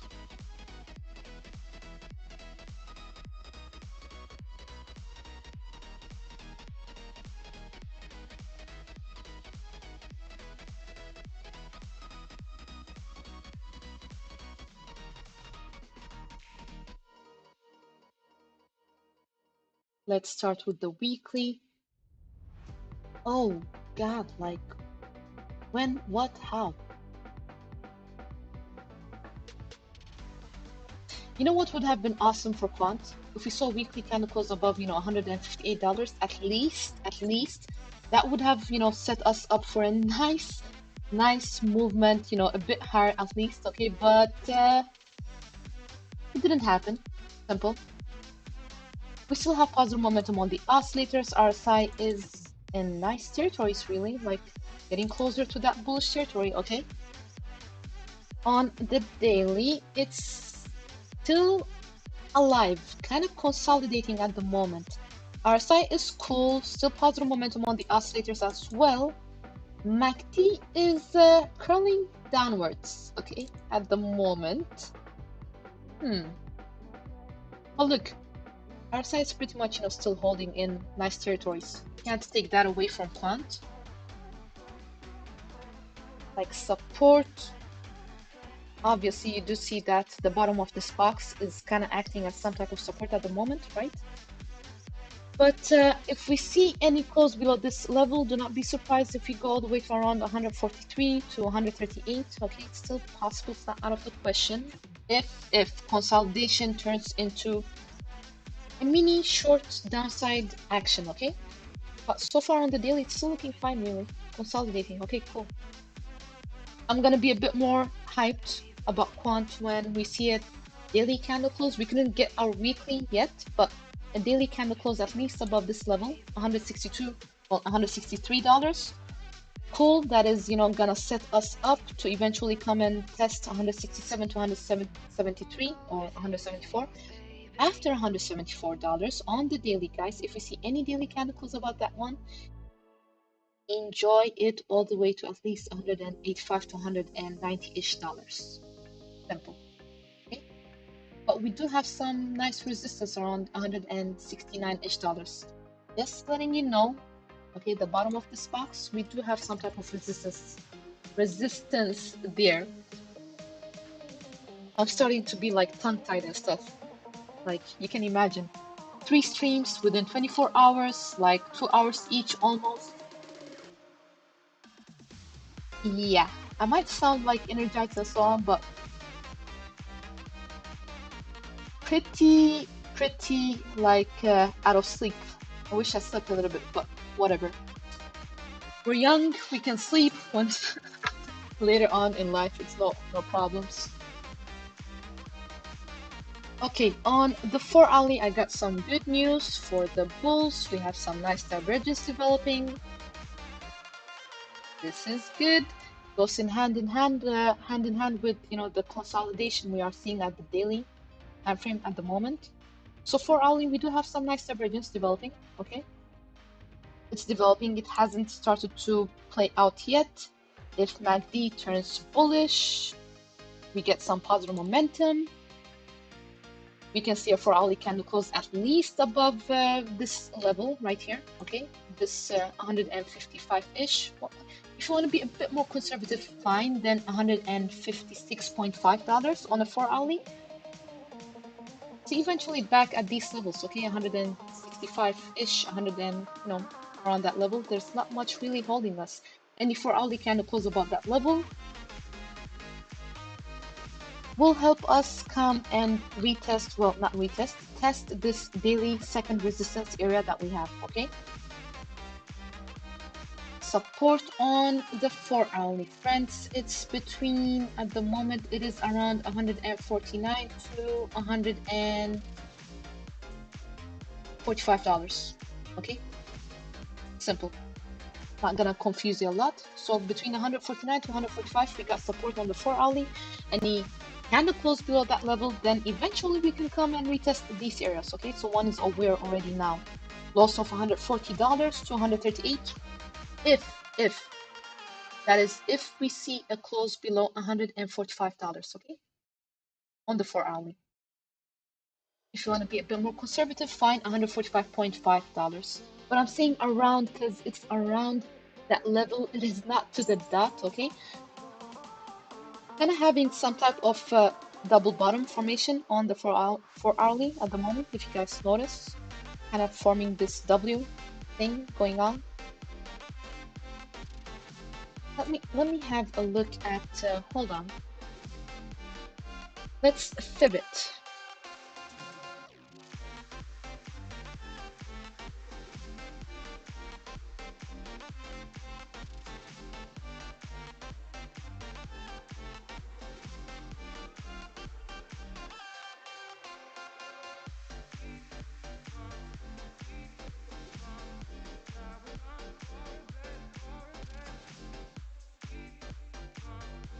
Well, I don't want to fib it that much.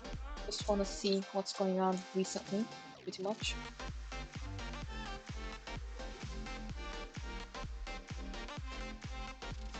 Yeah, you see, like, okay, the golden zone is literally at that level I was just, speaking about. Literally, if we see it, 4-hourly candle close below this 145.5, $145, then golden zone around these levels. Simple. For those who love the fib, there you go. Now even the fib is kind of telling you the same levels, okay? All right, let's move on. Let's move on to the next one. You already know support areas. You know what we need to hold so we don't go any lower, and you know what we need to break above so we go a bit higher, okay? Simple. On the daily, it's just consolidating, and this nice divergence, please keep in mind. We do have some nice divergence developing on the 4-hourly at the moment.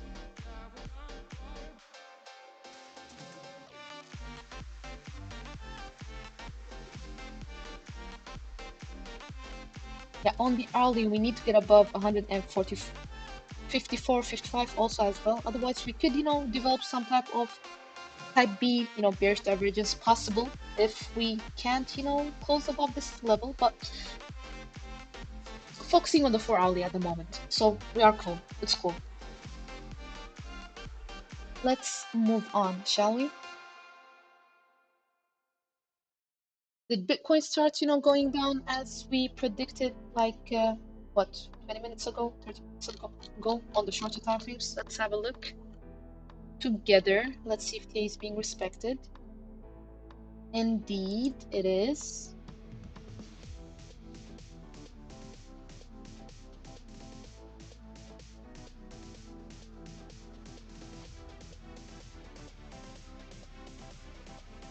Yeah.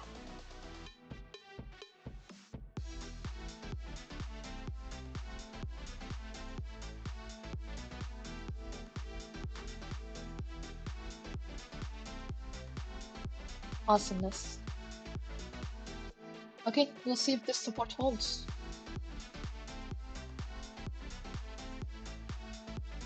Imagine, longing here and then, seeing something like this. Like you should really, just, you're taking a risk. You're taking a risk because, yeah, signs are that, we could pull back a little bit. But in general, like, weekly, daily is not looking that bad. Still, for me to be a bit more, secure in whatever thing I'm doing or the TAs I'm doing, I'd like to see, what happens on Monday, Tuesday. Because some, they see a weekly candle close like this or a daily candle close like this, and then they go all in, and then things started going left. Things start going left on the next day or within 48 hours. And then you start panicking.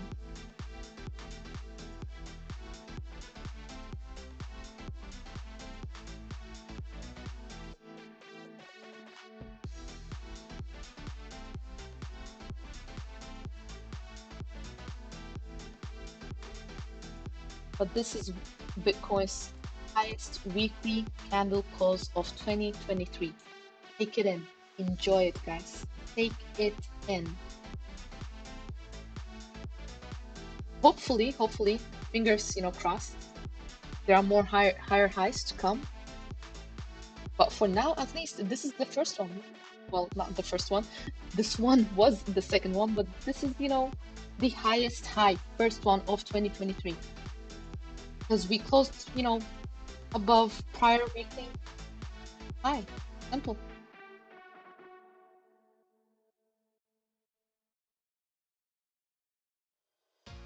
Okay, just want to see how this is gonna play out, if support is gonna hold and so on. We can actually have this chart on instead, and then we will move on with a few more altcoins. So we've had a look at BNB as well, right? And what else?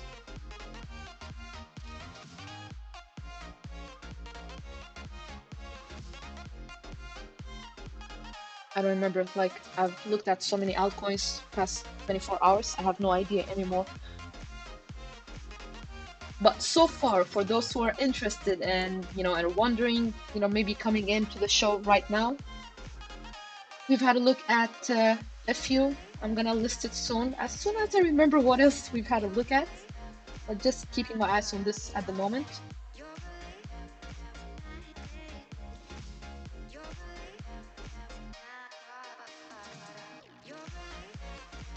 Chat, how are you doing? Everything working good? You guys alive? Enjoying the stream?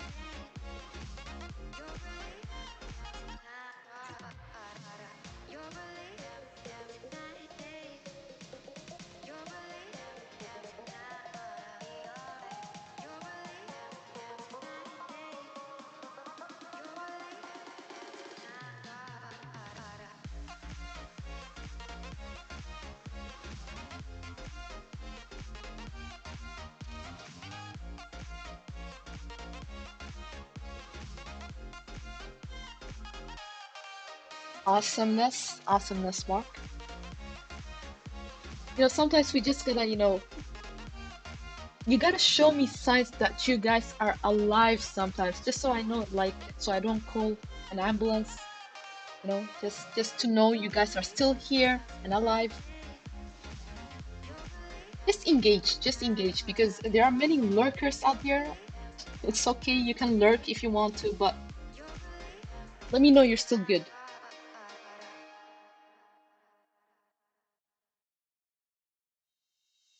Okay, support. Are you guys watching this? Again, top left, Bitcoin. Top right, Ethereum. Bottom left, Solana. Bottom right, Litecoin. Okay?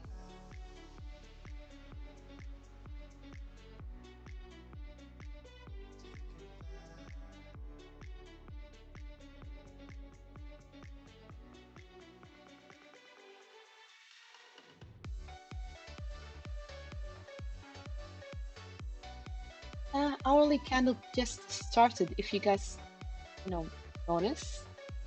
Okay?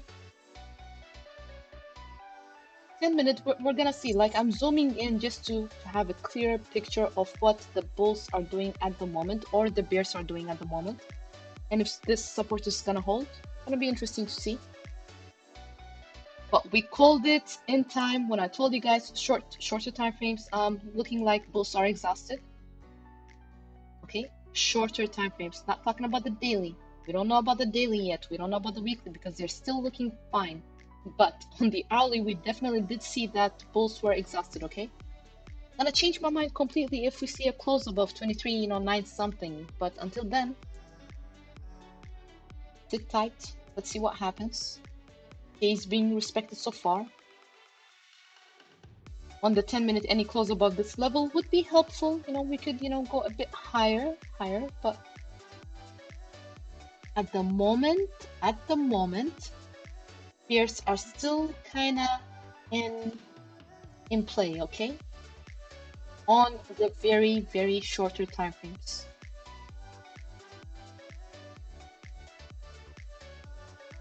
Same thing with Ethereum. Really, bulls tried to do something, but they got checkmated again. Solana is, yeah. You see what's going on? Litecoin still trying to hold this support around $94. We'll see though. Look at this. Look at this. Like, I'm loving the action right now. I'm loving it because I just said that the bulls are exhausted on the shorter time frames. And I was expecting some type of a pullback. Now, like I said in the beginning of the show, it's important to see if support holds. Okay? We're talking about shorter time frames, but we're doing this live, so let's see what happens. And then I'll move on with looking at DYDX, because it's been a while. It's been one of those that has been respecting, you know, TA to the T also. And maybe Aptos, since it's the weekly, no. Or did we have a look at Aptos? No, we didn't. Not on the last stream either. We had a look at it 2 streams ago though, because this is my 3rd stream within 24 hours, literally. So we'll have a look at DYDX, we'll have a look at Aptos, and we'll see whatever else.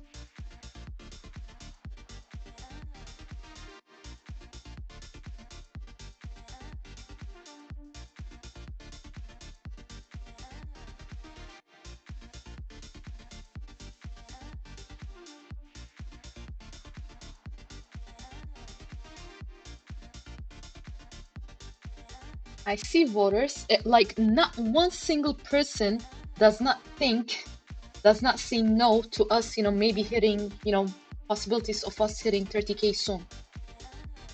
Interesting, very interesting. Like I thought some of you would have said, you know, no, but interesting to see that everybody thinks it's very possible now. Look at how this market sentiment has changed. Like just in the beginning of January, if you would have said that to anybody, one would have called you crazy. Okay, I've heard that. But like I said, the closer, like the higher we go, of course, the most, you know, the most more likely it is that that could happen. We're not at 16K anymore. We're not at 15K anymore. Not even 18K. So possibilities, keep on growing for that to happen the higher we go.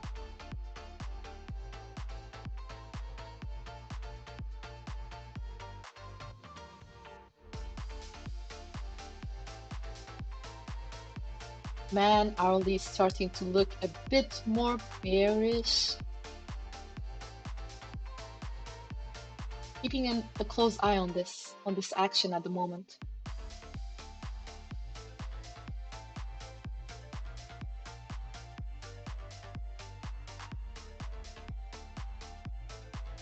So since we saw it, like, we're not talking, like $334 down, quite a bit.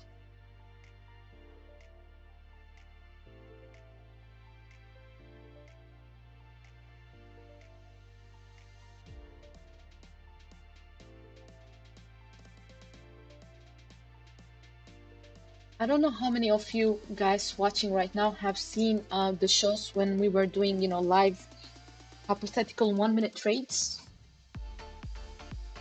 If you've missed it, like, I do not remember in what streams. It's been in quite a few streams, but these were killers. Like, it was killer streams because it was 1-minute chart. We were doing live hypothetical trades,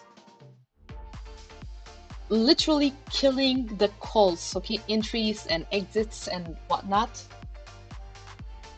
Some people told me they left the streams like completely baffled on how, what, and whatnot, and I understood, but I can't wait for you guys, to become strikers as well. Patreon is coming as soon as we hit 1,000 subs, because right now, still a new streamer. I just, want to get, the community going after that. I will have Patreon ready for the people. It will be a way to support the stream, learn a thing or two, and so on and so forth. It's gonna be interesting then.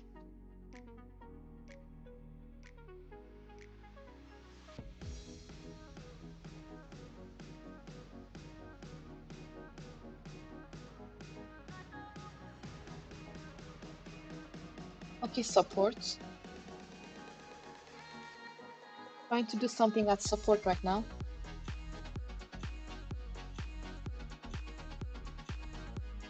We'll see how this 10-minute action closes. But so far at the moment, pretty much bear still in play. Look at Litecoin, holding just around $94.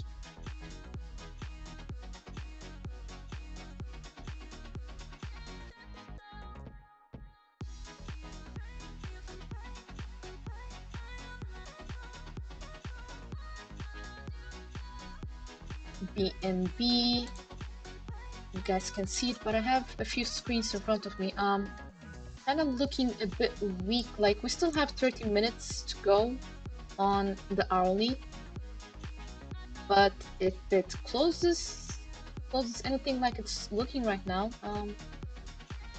like I told you, 309, 308, very possible. Okay.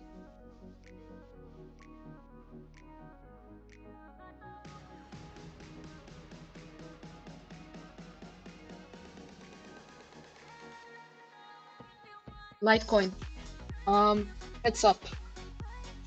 Heads up, because bears are getting exhausted on the hourly, guys. I can see it immediately right now. Looking at my other screen as well. Hold on. Litecoin versus USDT. Yeah, if we can see an hourly candle close above $96 in 33 minutes, to take us a bit higher to at least 98, 97, 98. Just letting you know, it's unbiased opinion. So just telling you what the TA is telling me. It's simple.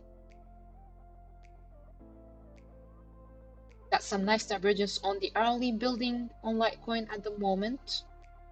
Cool. On both oscillators. On top of that, both oscillators, not just one.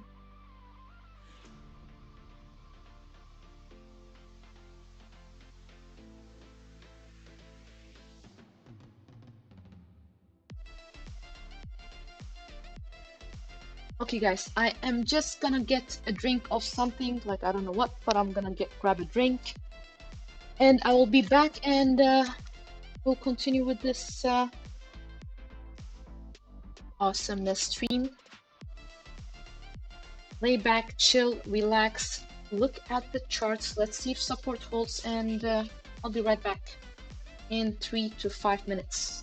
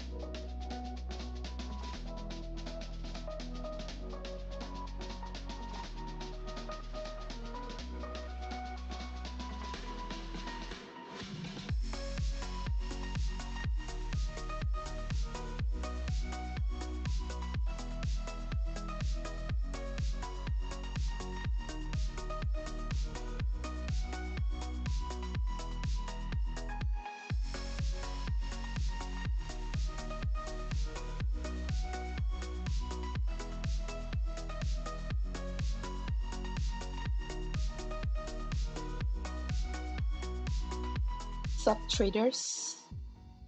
Is it still hanging on? Nothing special going on? Nope, pretty much the same.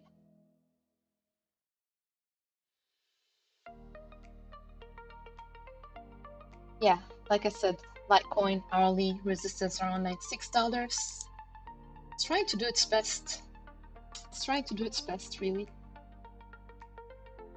But bears are starting to get a bit exhausted, at least on Litecoin. But if we close below $94, that is gonna be invalid.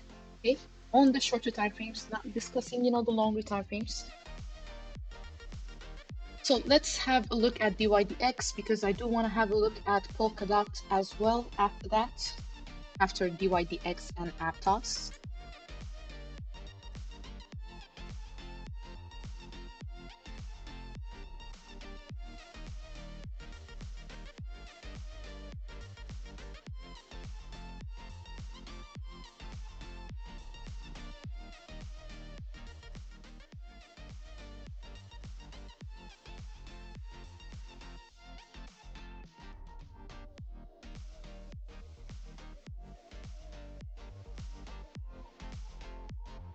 Okay, DYDX.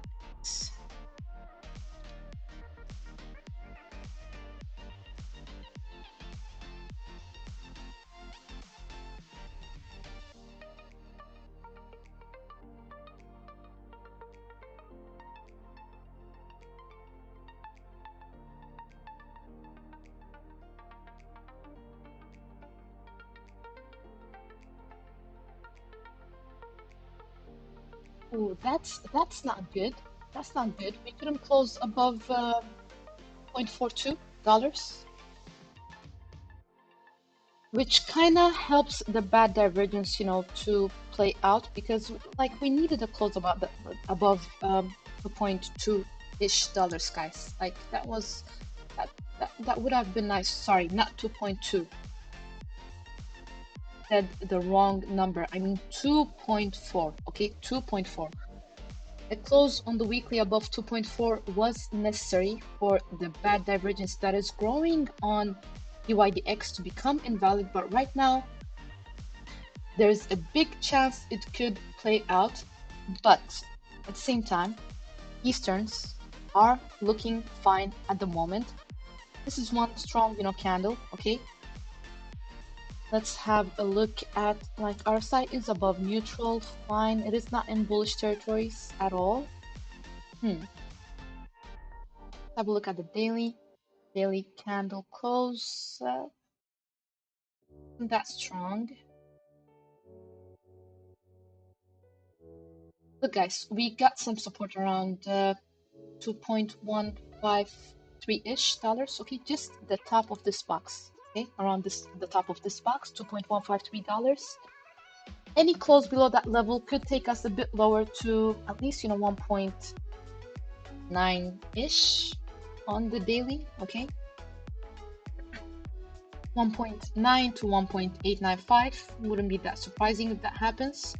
Any close above that level, of course, we're gonna go lower to this, yellow box, most likely. Okay, because I don't see like that support around 1.77 ish is there, but not as strong as this one. Okay, let's have a look at the 4-hourly. But before that, oscillators are in good momentum, positive momentum, fine. MACD is still bullish. RSI is not overcooked, nothing like that on the daily. It's still fine. Which could look weekly, like on the longer time frame, it is looking a bit. We are at resistance. I would have loved to see a close above 2.4. It would have made things so much better, but that didn't happen. Okay. On the 4-hourly. Okay, cool. This looks cool. It doesn't mean, before I say anything, it doesn't mean we can't, pull back a little bit, okay, to at least, 2.13-ish dollars. Doesn't mean that, but there is some nice divergence developing on the 4-hourly time frame. Okay, on one of them at least, on one of the oscillators. MACD is still bearish. We got some negative momentum on the oscillators in general. Like, if one wants to see a continuation, We need a 4-hourly candle close above 2.473. If you can see that, we are set to go to at least, this level, next resistance around 2.763, 2.9-ish dollars for DYDX. Cool. Like short-term pullback wouldn't be that surprising to that level that I just, spoke about.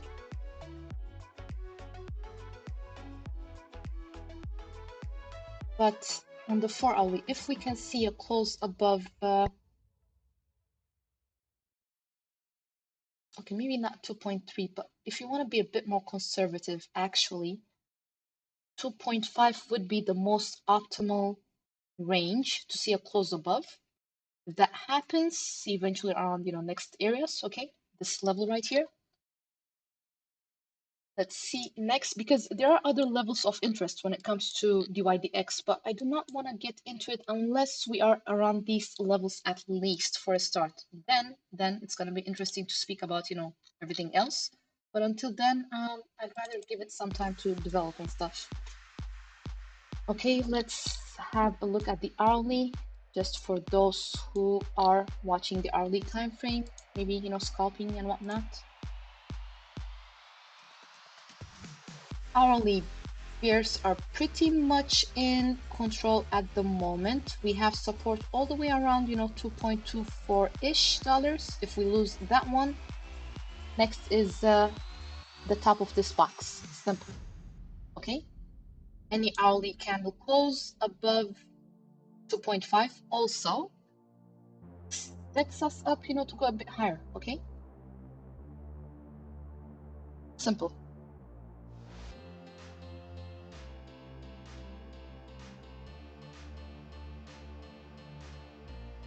Yeah, if we close, I can just do this so you guys can see what's going on.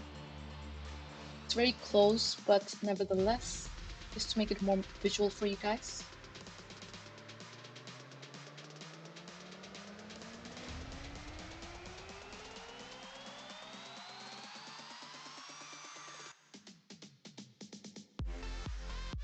Any hourly candle close below that blue line right here pulls us. This is gonna pull us, to that 2.24-ish areas, like all the way to 2.1 to 2.14 to 2.24-ish, very possible. Okay, so that's DYDX. We can move on to the next one, Aptos, and then Polkadot.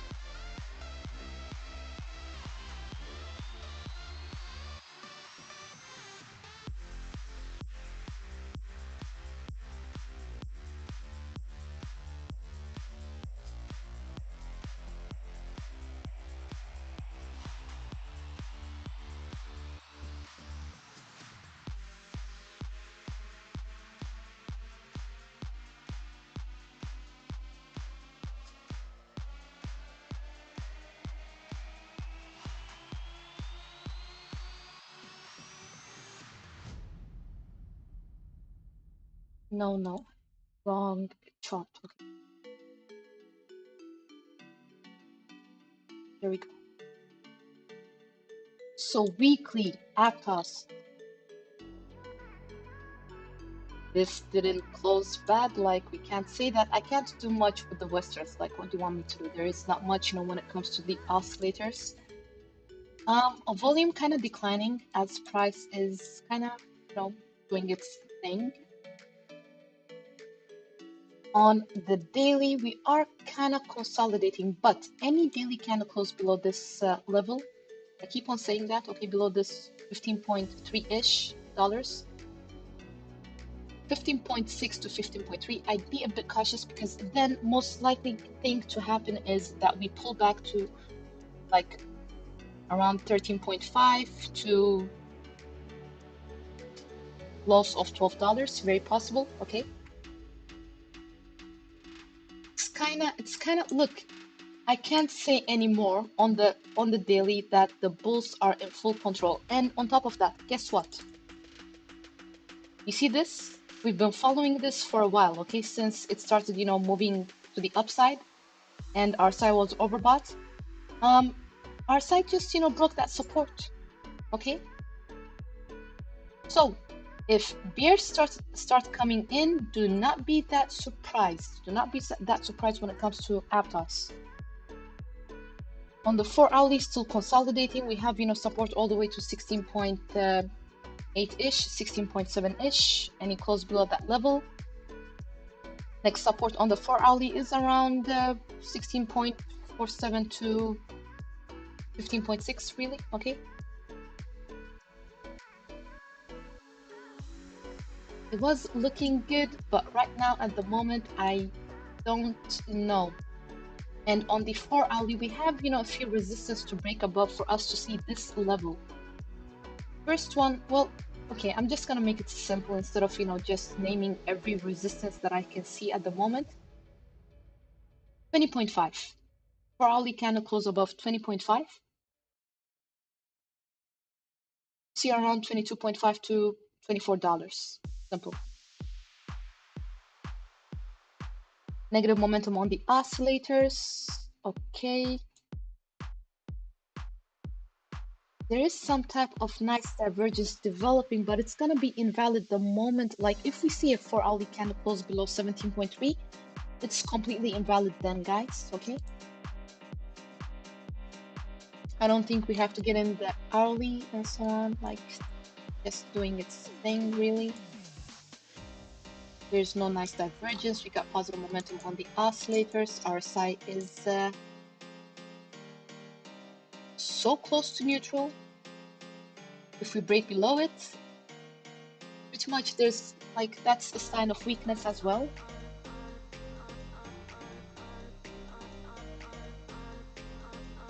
On the hourly, we do have resistance right by this red line, okay, around 18.9-ish, 19.1-ish dollars, okay. Anywhere above that level, any hourly candle close above that level could help us, retest this prior high again. But major, if we close below this level on an hourly, major support is all the way around $16 too, okay? Even on the hourly. 16.4 to $16, simple. Well, not 16.4, 16.3 to $16 to be a bit more precise. So that's Aptos, simple. And we are done with it. We can move on with the next one. Polkadot.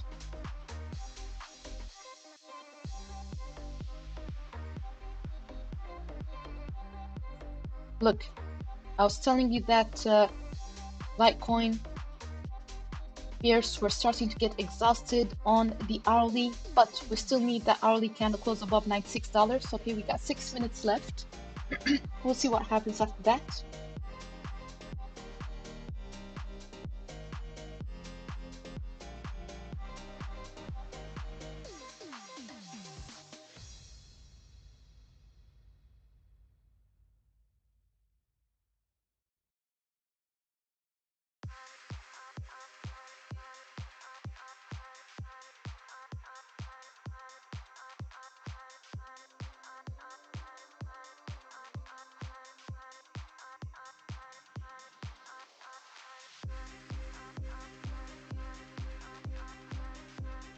But that failed to close above 6.87-ish dollars on the weekly, unfortunately. It is still looking fine, like it is looking fine, but a weekly candle close above that level would have helped the bulls so much more. RSI is neutral, I think. Not even neutral, close to neutral though.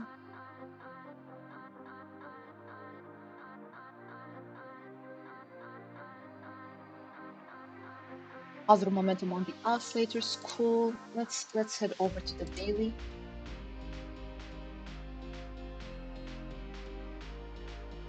Positive momentum on the oscillators as well. RSI is in nice territories. MACD, kind of trying to curl down. It's still bullish, but kind of trending downwards. On the daily, we had that close above. Look, main one is this level still. the top of this box. If you can see a daily candle close above that level, 7.264, then eventually we will, we could come and retest, test 7.8-ish to $8, very possible for Polkadot. Like after that, there are other, levels of interest, but let's take it step by step, step by step. We do have this bad divergence that is also like most likely to play out if we do not see a daily candle close above this area. Simple, okay? Daily candle close, like the price action is pretty much just, neutral. I can't say this or that. Okay, nice candle, but looking at the whole picture, it's just neutral right now.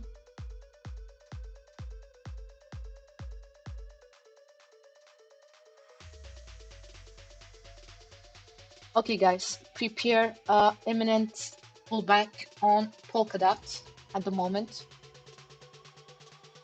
Like we got support all the way around 6.4-ish to lows of $6, letting you know now, okay? But imminent pullback on Polkadot. Like that's most likely to happen, simple. Bad divergence going on both oscillators. MACD is still bullish, positive momentum on the oscillators, but we got some bad divergence, and there are other signs as well. That is, speaking of a pullback when it comes to Polkadot. So you guys are aware, unless we see a 4-hourly candle close above $6.7, then I'll change my mind. Until then, no. Okay. And even then, we still got this resistance around, 6.9-ish dollars. Okay, just letting you know so you are aware. Okay. So that's Polkadot, pretty much, the support levels, resistance levels, and so on and so forth. At least for the short time frames, okay?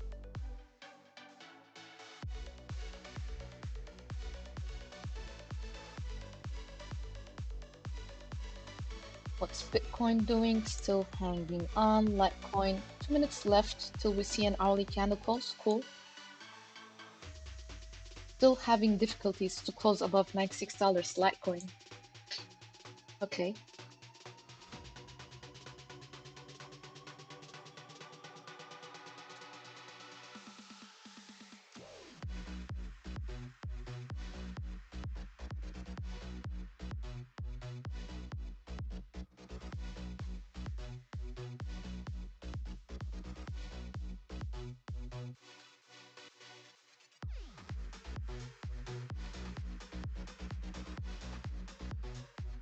Solana having a bad time at the moment.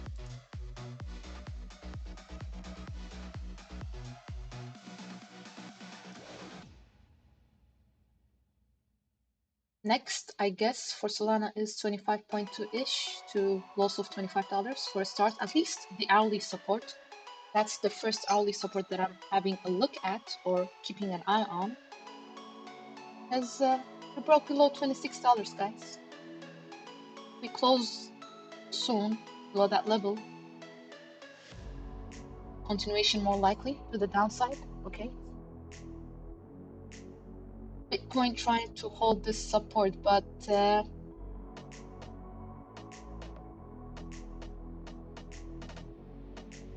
really can't say yet that bears are exhausted looking at the hourly, okay? Not yet, not quite yet.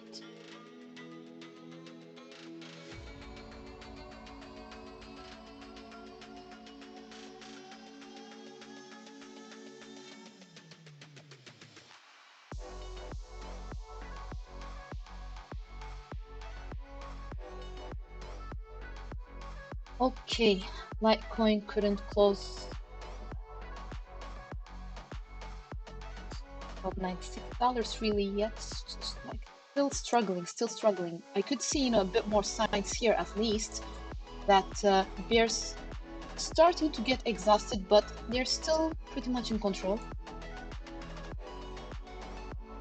Dana, I want to ask a question that may be outside, like new name, Dina. But yeah, I want to ask a question that may be outside the topic we're studying, but I would like to know the answer. How many hours do you sleep a day? It depends on days like these. I think since yesterday because we all have a life as well. I think in total the whole weekend I probably slept. Let's see now. 10 hours in total, something like that. Not much, but yeah, it really depends on what's going on, what's not going on in life, and so on and so forth. But normally, I like to sleep at least 6 hours a day. Okay, sometimes I could do it, 4 or 5 hours, but 6 hours a day I could function like the way I should. But yesterday, this past 24 hours, I've barely slept. Like I've been live 3 times. Like this is the third time, literally. So not much, not much. Like it's an interesting question, Mark. It's an interesting question. Like I wonder how much you guys sleep as well with the action that's going on. For example, this weekend, and when you're studying TA and so on. Like I remember when I first, got into the space and then when I was studying and so on, I rarely slept. Literally, I rarely slept. Like all I did was sleep a little bit, then eat, TA, and repeat. Pretty much. Pretty much. And that was for a few years. I almost didn't have a life.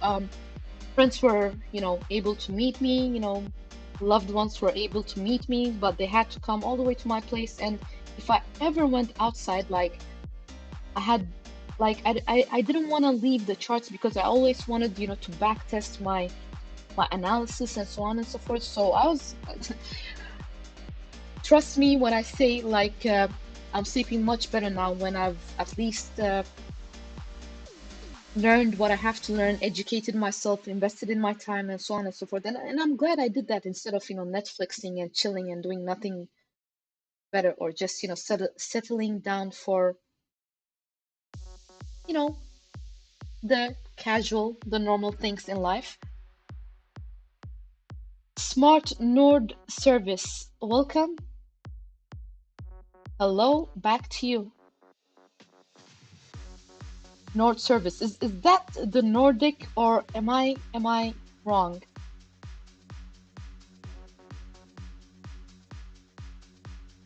Okay, so Bitcoin is playing out as expected. Well, not expected, predicted according to TA. Because no, okay, because I thought something like that, but okay, good to know. Glad you're making it to the show, guys. Like, it's always awesome to see activity, engagement. Hope all of you are doing fine. Just, enjoying the profits and also enjoying the TA, most importantly.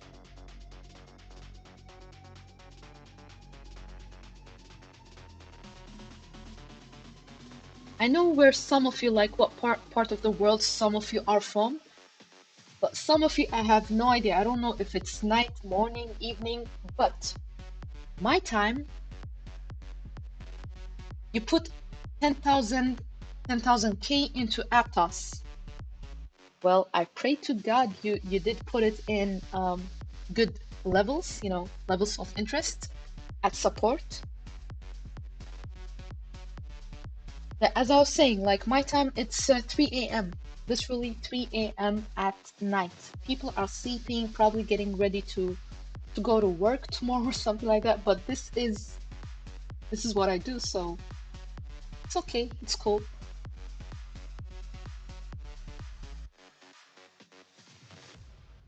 At $13. 13. Awesome, awesome, awesome. Like that's cool. That's not bad. It's better than 18 and 19 and $20, definitely. So nice one. Did you catch the shows when we were talking about Aptos when it was around what, $8? Smart Node service. Did you catch these shows? Because I've been talking about Aptos for a while, for a good while. And it was one of those I was keeping a very close eye on, like super close eye on.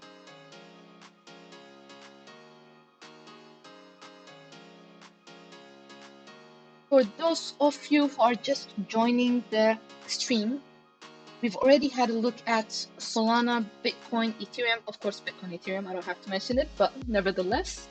Ripple, Litecoin, KNC, Dogecoin, Zen, Mana, Atom, BNB, UIDX, Aptos, Polkadot as well. Really? Not yet?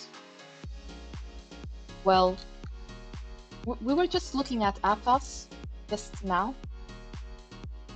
Still, you know, holding these levels, kind of consolidating on the 4-hourly, but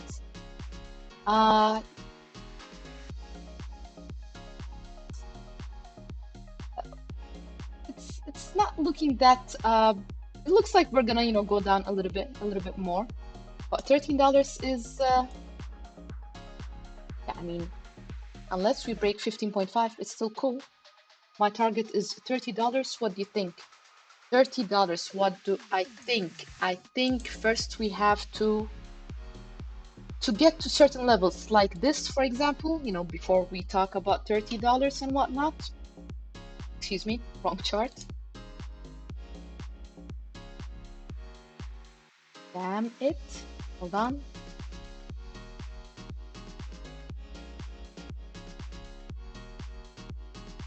$30. Like, I'd like us to see a break above this level first. You know, this $24 area. After that, we could, you know, talk about what levels are next, because for me to do my calculations accordingly and to give you the best TA possible, we have to break certain levels first. We have to take it level by level. Just like I told you, if we can't, you know, break above this level, we won't see this one. You see a daily candle close above this level, fine. But $30, like in general, if like now we're talking, you know, in general, this wick from Aptos, looking at the monthly, just to zoom out, is all the way around $99, literally $100, okay? $100. Could happen, could not happen, could take time to develop or not, whatnot, but I'm just playing this one step by step. So, when we reach these levels, I could probably, you know, answer that a bit better. For now, I'd be a bit on the cautious side, because the way things are looking, bears are in charge in the shorter time frames, okay? If we lose this support around 16.8-ish on the hourly, we could, you know, pull back all the way to at least, you know, $16 or a bit lower even. I already spoke about that.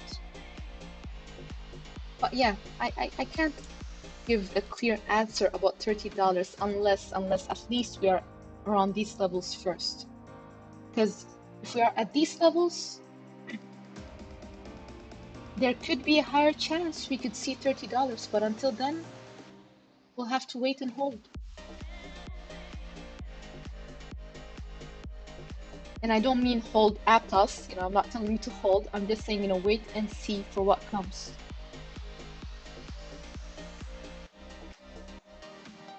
But Aptos has been one hell of a ride, like, at least from, you know, when I was talking about it on the live stream. 168% in 8 days. What more could one ask for? Okay, maybe, you know, more percentage wise, but this is awesome. Okay, this is awesome.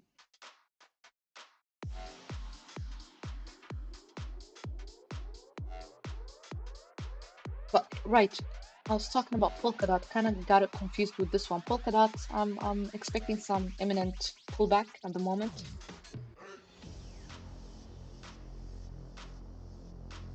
We are already, you know, playing that action at the moment, so we'll see what happens.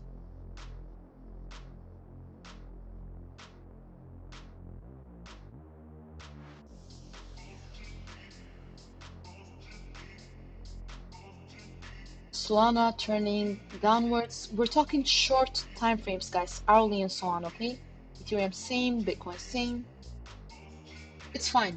We spoke about it before it even started happening, so one could have been, a bit more prepared because we saw it coming in. We saw the bears coming in, so it's cool. What else? What else should we have a look at, guys? I have a list. Maybe I should go through my list. Hold on.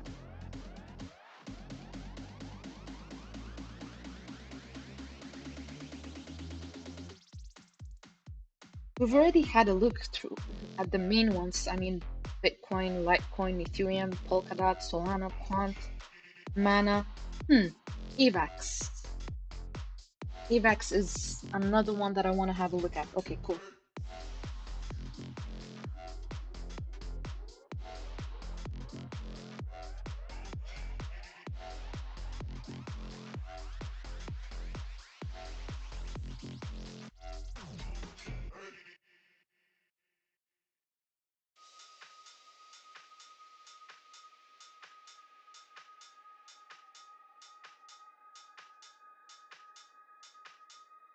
This is so nice on AVAX. We even had a close above 20.7, $4-ish. Cool, awesome.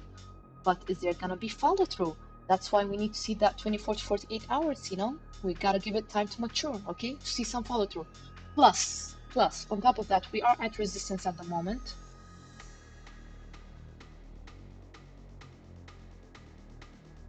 But nice strong candle. Looking at this,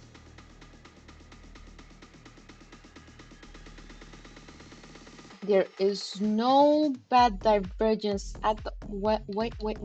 There is on one of the oscillators, okay? But in general, it's still fine. Daily, it's neutral. It's okay, it's neutral. We do have bad divergence on both the oscillators though, on the daily. If we can see a close above $22 on AVAX, okay? There could be some resistance around 23 to 23.6-ish dollars, but after that,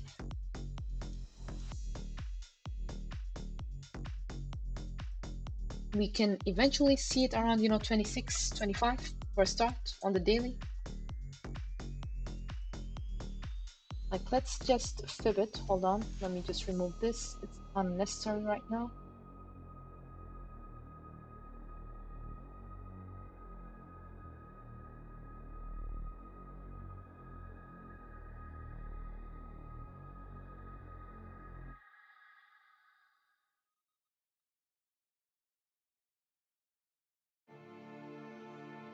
Yeah, 23, 24, just like I said. So that's the next resistance if we see a daily candle close above this level, okay?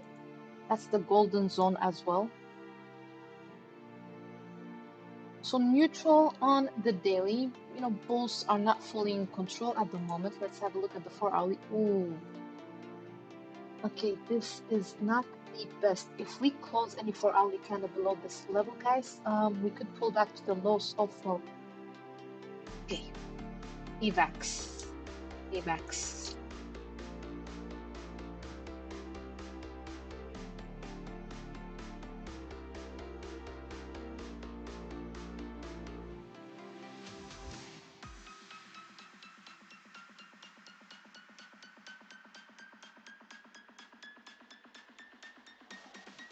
Any close below $20 or 19.89, okay, on the 4-hourly, somewhere around these levels, okay, it could pull us all the way to at least 18.7-ish to lows of $18. Very possible, like all the way here is very possible on AVAX if we see a close below this level, okay.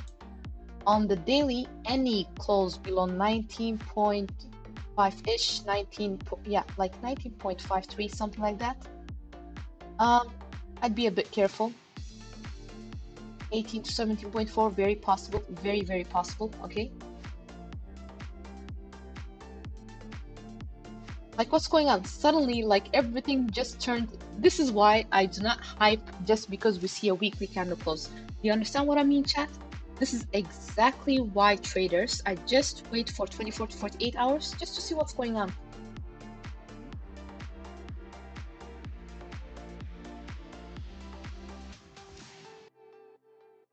Litecoin is literally the only one, you know, where bulls are trying to do something on the hourly, like everything else. Kind of looks weak at the moment on the shorter time frames, okay?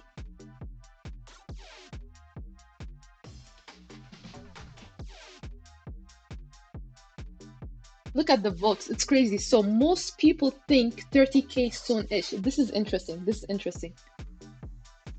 I don't think a lot of people are thinking that way. I don't. They're probably traumatized because of all the wrecked action left and right. Speaking about wrecked, let's have a look at liquidations.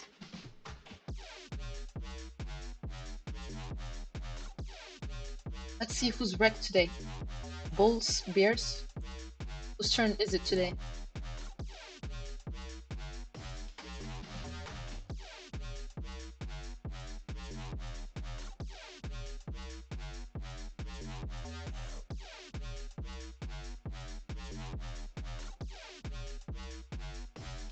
Look at this.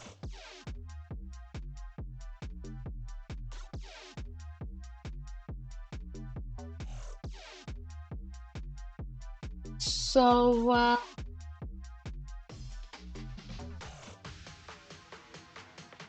shorts. Correct. You remember when I told you a lot of people are probably, you know, opening shorts and whatnot because we tap supply and whatnot, but yes, they're having a bad time. Like shorts got wrecked 17.5, not that wrecked. We've been, you know, we've seen much larger numbers than, you know, 20 million. We've seen 44, 50, 100. It's been crazy times. But within past 24 hours, at least on Binance, 17.5 million in shorts wrecked and 5.6 million in longs wrecked, okay? So Bitcoin in general, shorts got completely screwed. 80% of them, 80% of them are eating dust right now, okay? Like not having a good time. Ethereum shorts wrecked 72%.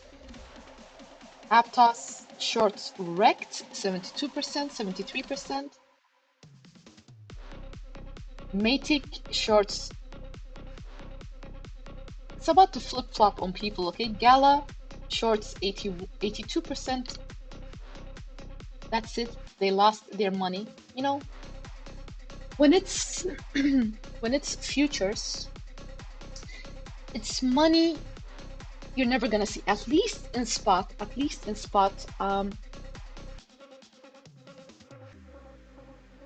If things go left, you end up, you know, holding the coins itself, even if they're valueless, you know, sometimes. But here, it's completely gone. This money that you see, it's completely gone. It's out of their wallets right now. That's it. Exchanges ate it up. The longs ate it up. The winners of the market took it up. That's it. AVAX 50-50, pretty much. Dodge shorts, not that bad. Hook longs got wrecked. Oh, wow. We were speaking about hooked, I think, in the past stream, I don't remember. XRP shorts wrecked. Magic, I don't know what this is, but 50-50 waves shorts completely screwed. 96%. UIDX shorts also. GMT shorts also, like BNB. I can just, you know, keep on going. Literally, shorts got wrecked in general. Simple.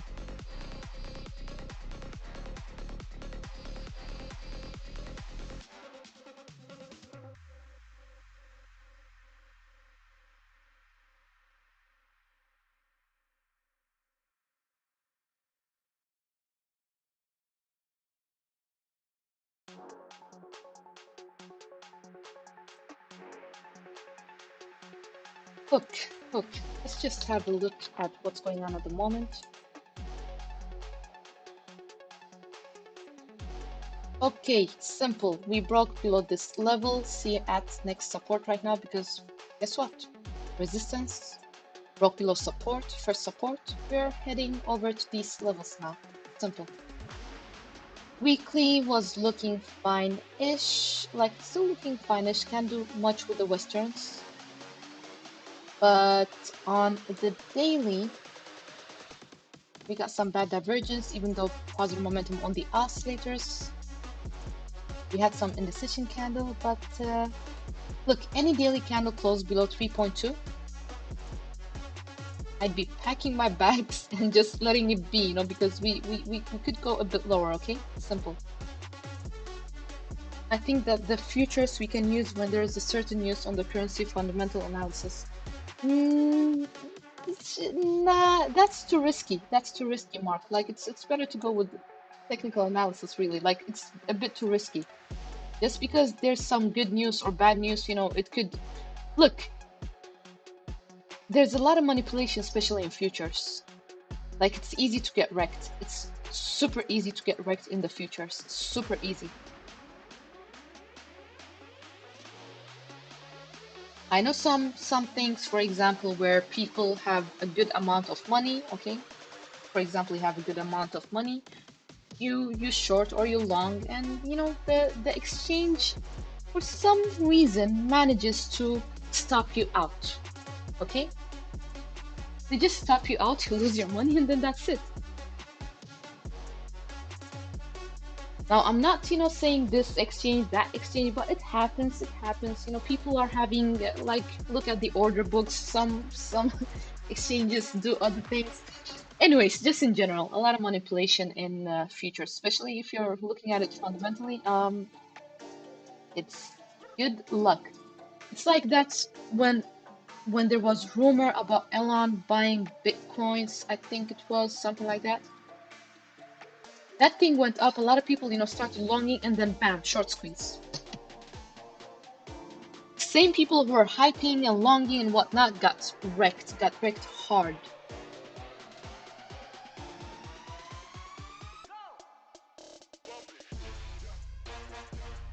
Okay, Litecoin failed to break above $96 again.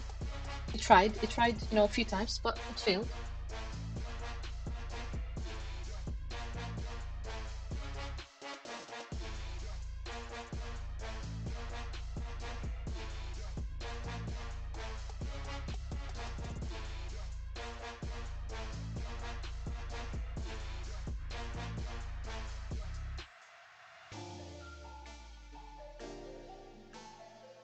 So far, we've had a look at Solana, Bitcoin, Ethereum. Okay, Polkadot, Aptos, a bit of a hook. The hook.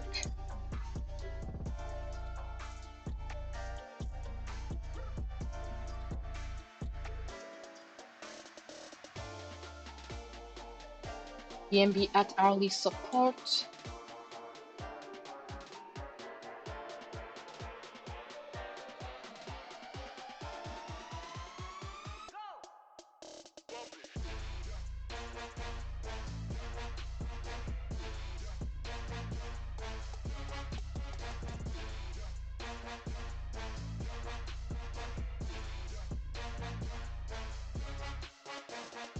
What else? What else? What else?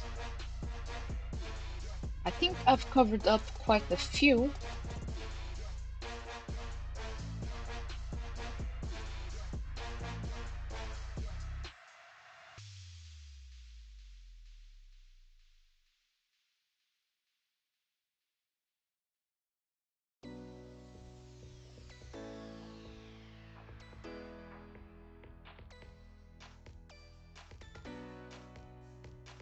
Yeah, I've covered up AVAX too. I just want to remember if I went through the support and resistance. I think I did. Yeah, I did. Okay, cool.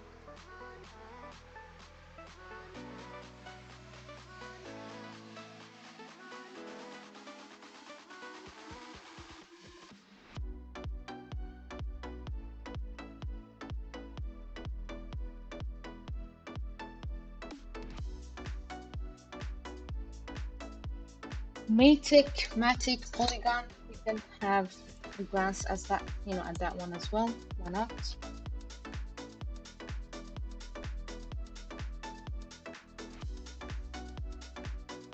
I'm still live, 3 hours and still going. Okay, so why not? Sure.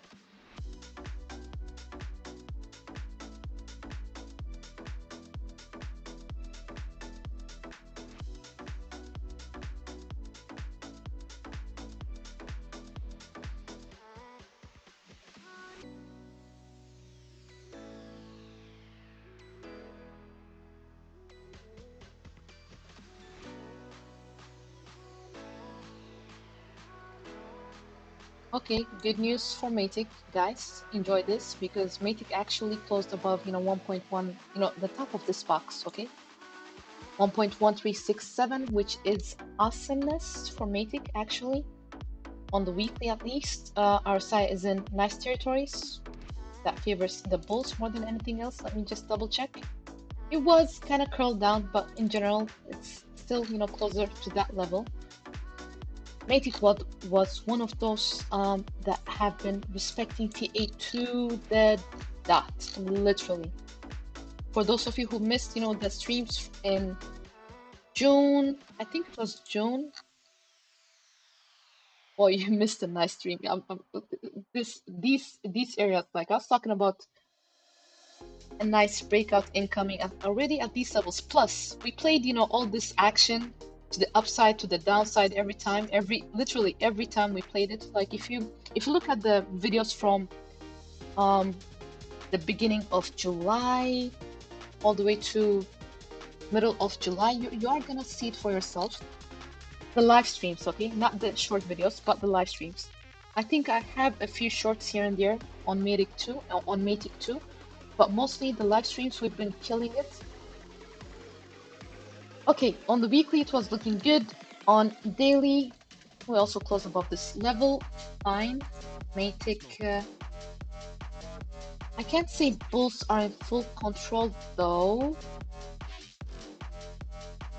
I am gonna say that if we see a candle close above this, the top of this box, 1.3255, then bulls definitely, back in control, and next level of interest is around $1.5. Like, we'll take it level by level. I do not want to discuss the next level, which is a bit higher than that. But if we see any daily candle close above, 1.3255, see eventually around this level next, okay? This red line, 1.5-ish dollars. Oscillators pretty much still looking fine. What is this doing here? Sometimes, okay, there you go. Or let me just hide it. It might be something important that I drew for a reason. Okay, so oscillators still good. There's some bad divergence developing on both oscillators though. MACD still bullish. Let's head over to the 4-hourly. And on the 4-hourly, we can clearly see that bears are like coming in, bulls are a bit exhausted. Okay, we got some support around 1.098 all the way to around 1.07. This on the 4-hourly. Like any close below that one, we don't have really any support until 1.02-ish to $1. Okay, loss of $1, guys. Any close below this white line, this level right here, eventually around these levels again, 0.94, 0.95, okay? Anywhere between 0.94 to 0.97 if you want to be conservative. Yeah, but bears are saying hello on Matic 4-hourly time frame at the moment. Let's have a look at the hourly. Wait, hold on. Negative momentum, by the way, on the 4-hourly, on the oscillators. Our side's still cool though, okay? But MACD just turned bearish.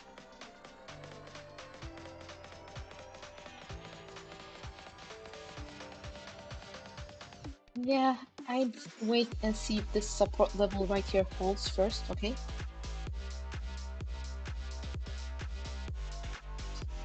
On the hourly, it's a bit different. We do have support, well, it's not that different. We do have support around, the top of this box on the hourly as well.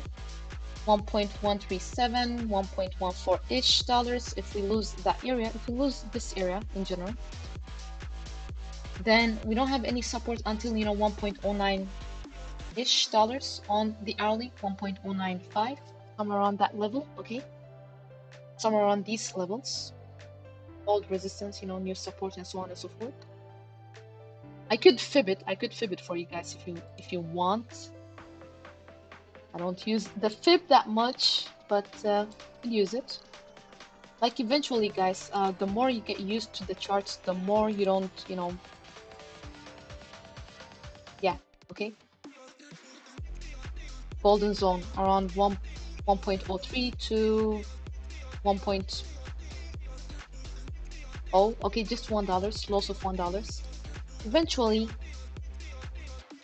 you stop using some, things, and you just, kind of notice things a bit clearer without a lot of indicators, just, making a lot of noise. But I do have, moving averages and these kind of things just for educational purposes. But mostly when I'm looking at charts on my own, I don't use a lot anymore.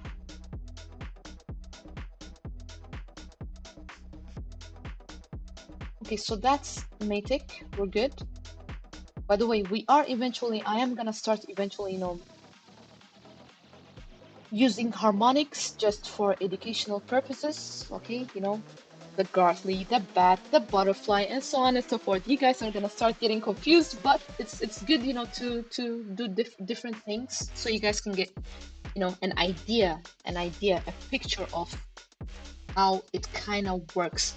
But we're gonna go in depth into it in the Patreon. But I'll start, using this that eventually on the streams. So yeah, that's Matic, excuse me.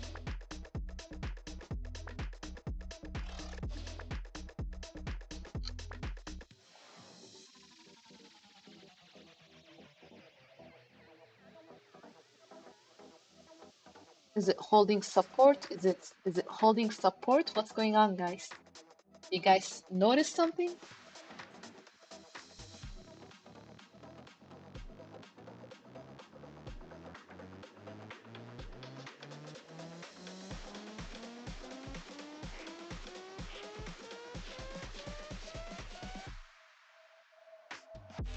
Some call it magic, we call it TA.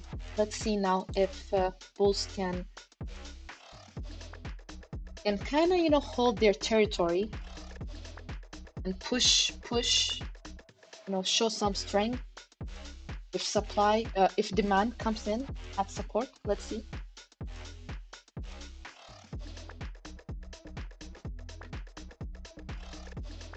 Okay, we've had a look at Matic so far, like we've had a look at so many altcoins today.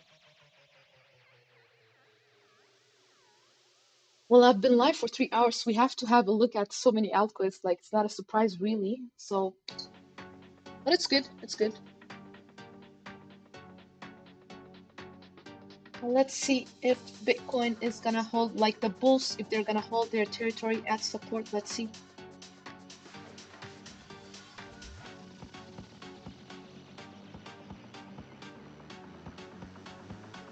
Like, I am in shock. Not one person has voted no on the poll. Literally not one. So everybody thinks we're gonna hit 30K, that's it. This is interesting to know, because I thought some of you would start arguing no and whatnot, but okay. I guess the sentiment of the market is changing a little bit. A little bit, slowly but surely, huh?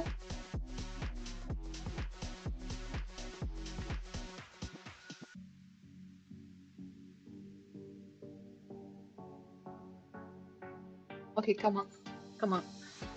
Bitcoin, do something. We can have a look at LDO as well. I don't think, maybe we've had a look at it once in this channel, just once, but we can have a look at it. Last time I looked at it, it was kind of looking a bit interesting. We'll see if it still looks interesting since we had the weekly candle close. It's Lido Deo. Let's see if it's looking interesting. We can come back to Bitcoin soon. LDO.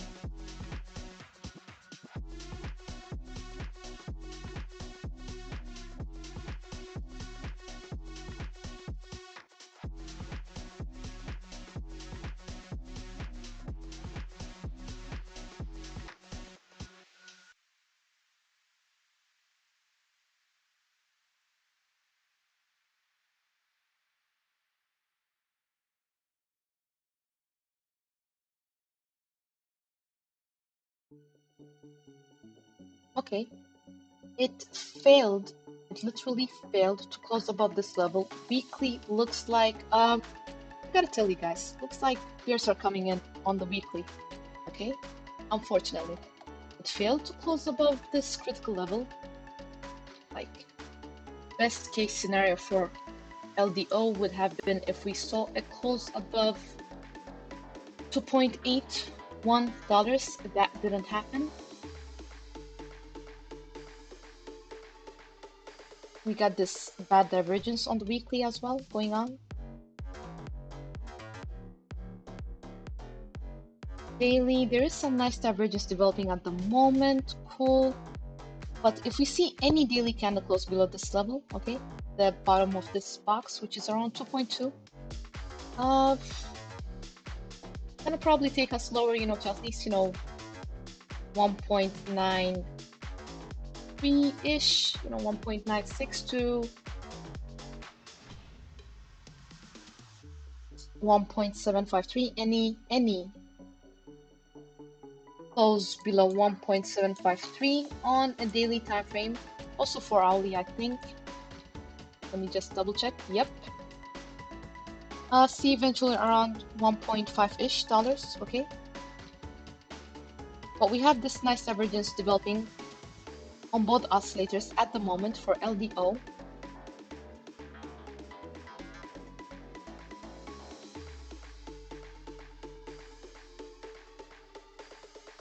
One could just do this.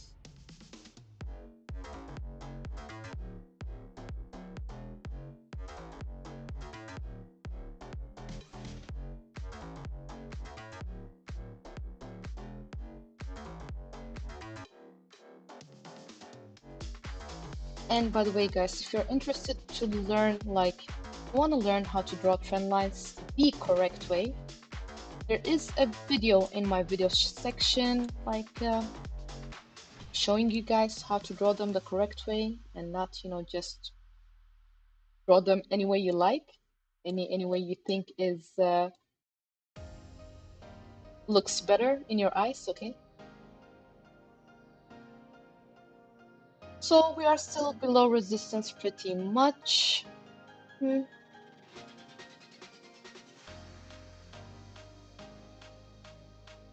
On the daily, nice divergence developing. Cool. It's only gonna become invalid if we see a close below this area right here, 1.95 and 1.9. Yeah, 1.95 to 1. Just 1.95 really, okay? Any close below that level. Or if you want to be a bit more conservative, 1.935, okay? Then it's gonna be invalid.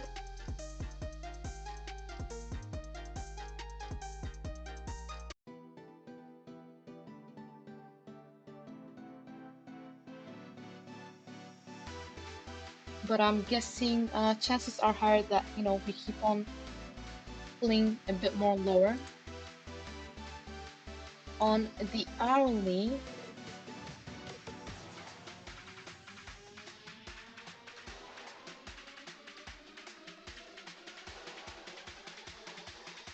our side is below neutral, so pretty much weak. What is this going on here? MACD just starting to turn bearish. Got our first, you know, negative momentum on the hourly as well.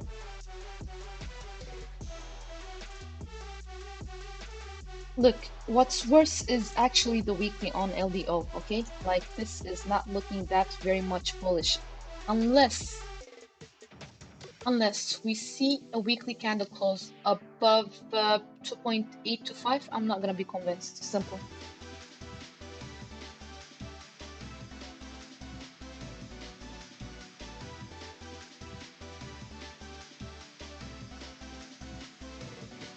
On the hourly, we do have some support around 2.219 all the way to at 2.219, well, 2.22 to 2.19, okay? Any close below that level could bring us a bit lower.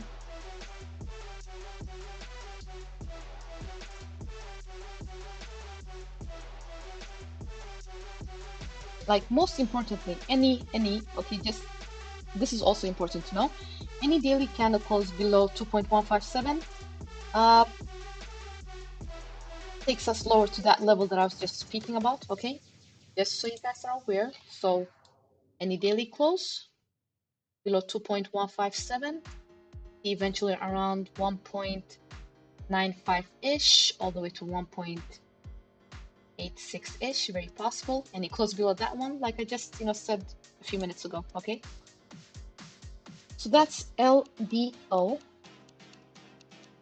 And Bitcoin's still doing the same things. And Solana, look at Solana, like that's a nice pullback. Let's see if support, kind of holds around $25 on Solana. What is cool is we called this out before it started happening, like this downside action that we are seeing right now.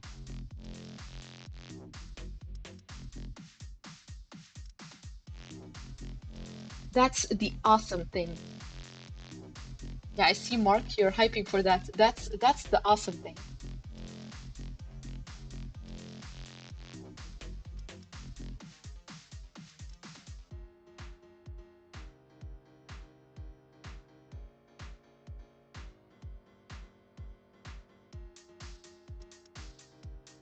Is that like button working, guys? Is it working? Is it all good?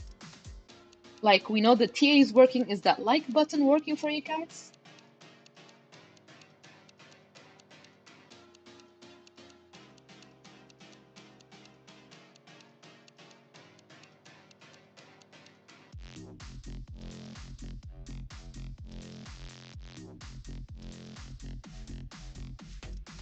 God, how long have I been live?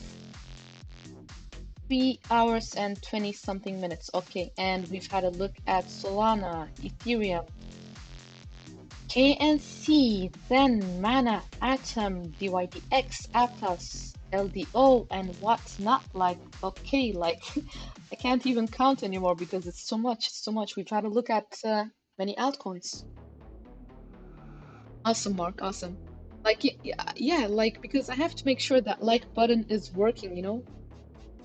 If not, press and let's see if it works. Simple. Smash that like, hit that bell, subscribe, and share, and so on and so forth.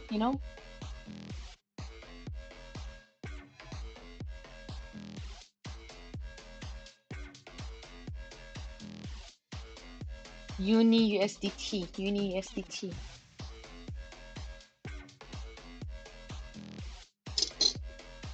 I've changed, Mark, I've changed, the stream to requests, for $15. And besides, I think, hold on, just a moment. I'm pretty sure we had a look at Uni maybe 2 streams ago or something.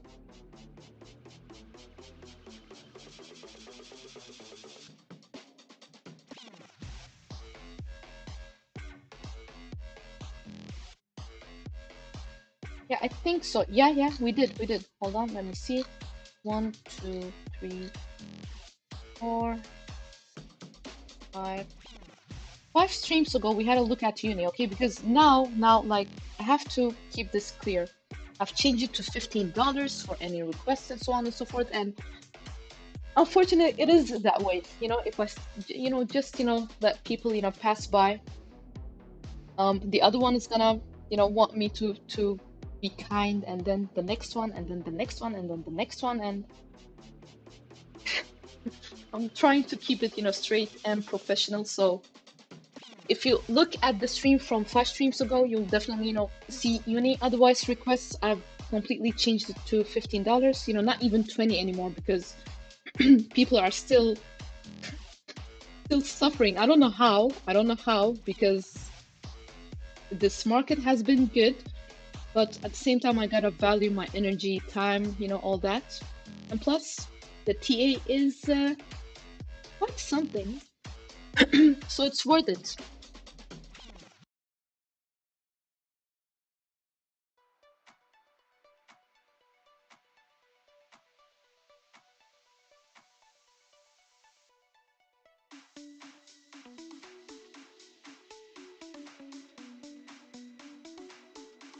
Like, we have an hour or 4 hours, wait, an hour and a half left until the 4-hourly candle close. Or no, wait, 3 minutes? Okay, time does fly by. No, an hour and a half. Okay, an hour and...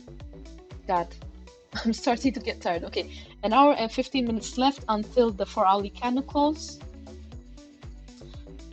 Solana, what are you doing?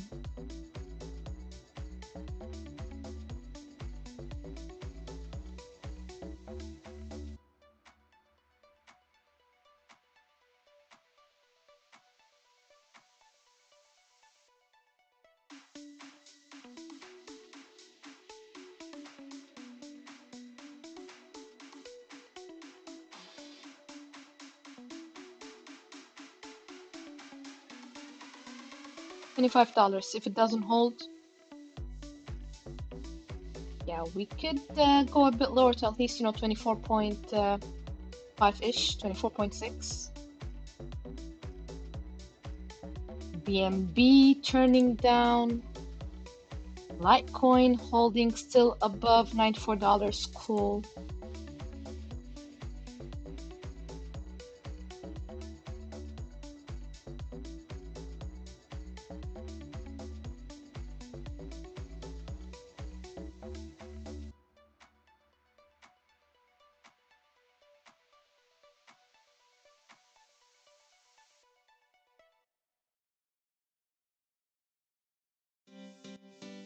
Okay, guess what?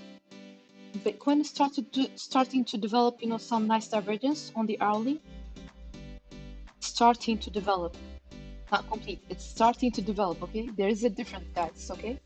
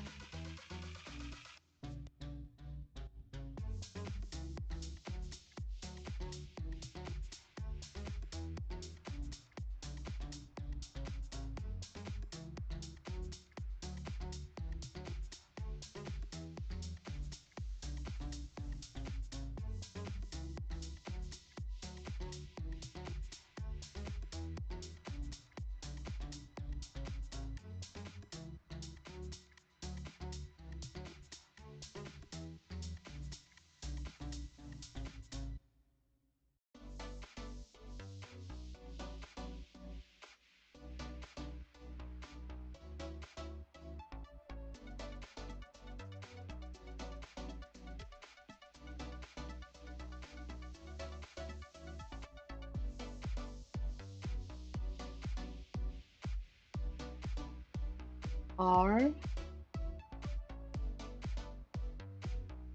So not like it didn't close above, critical levels, 11.4-ish dollars. Close above that area could have helped us, at least, come to these daily, weekly resistance, but that didn't happen. We're following this, we're playing within this channel at the moment. And it closed above 11.78, eventually around 13.4-ish to $14 eventually.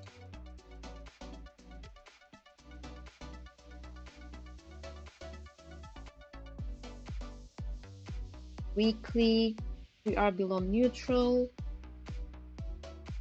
on the RSI, positive momentum on the oscillators. We got this bad divergence like this. The close above this level is so important on the weekly for this to continue and for the bad divergence to become invalid. On the daily, also there's some bad divergence going on unless we see a close above this level and oscillators kind of following, the PA.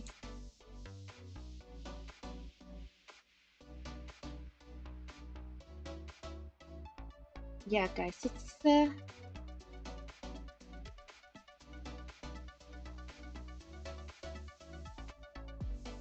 bad divergence on the far hourly, like so many bad divergences across, the time frames. But nice, prior daily candles. That was okay, cool. Weekly also, it wasn't looking, that weak. It's just that we didn't close above this level, okay?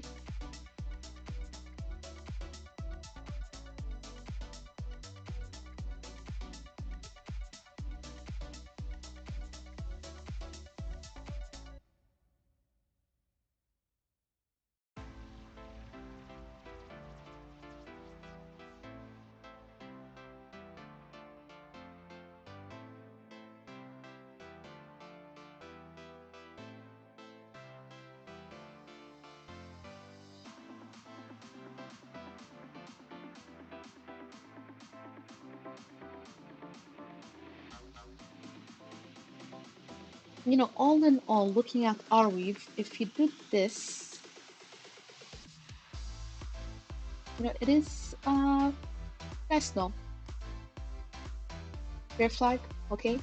In general, it doesn't mean it's gonna be respected. It's 60-40, but at resistance, bad divergence on the daily, bad divergence on the 4 hourly.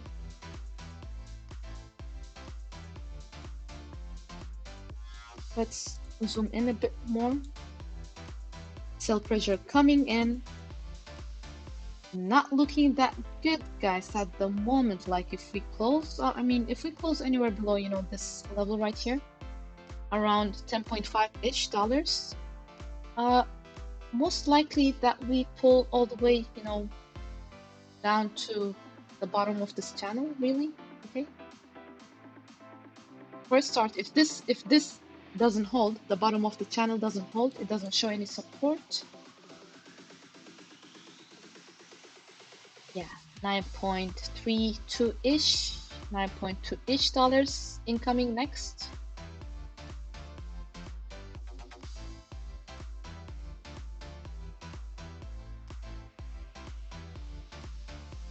Okay, on the 10-minute chart, bears look a little bit exhausted, but I'm not gonna be convinced yet. We'll see what happens in 2 minutes.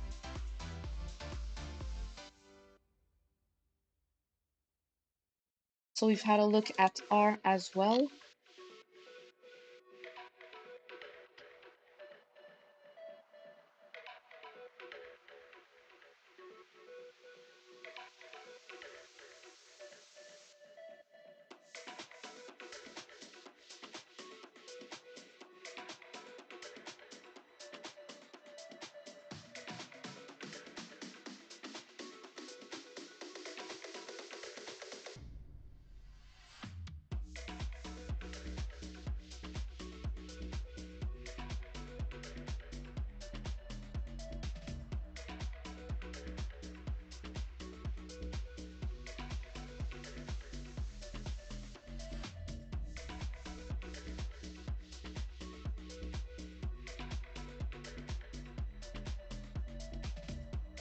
been live for 3.5 hours, going for 4 hours soon if I continue like this. Wow, like incredible, incredible.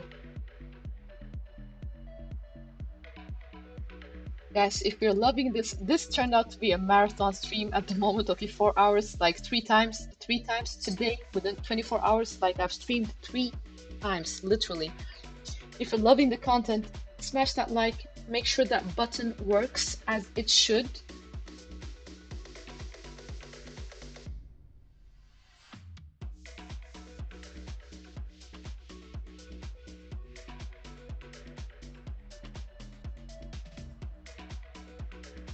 Okay, Bitcoin, is it trying to hold support? Like, is it trying to do something? Come on.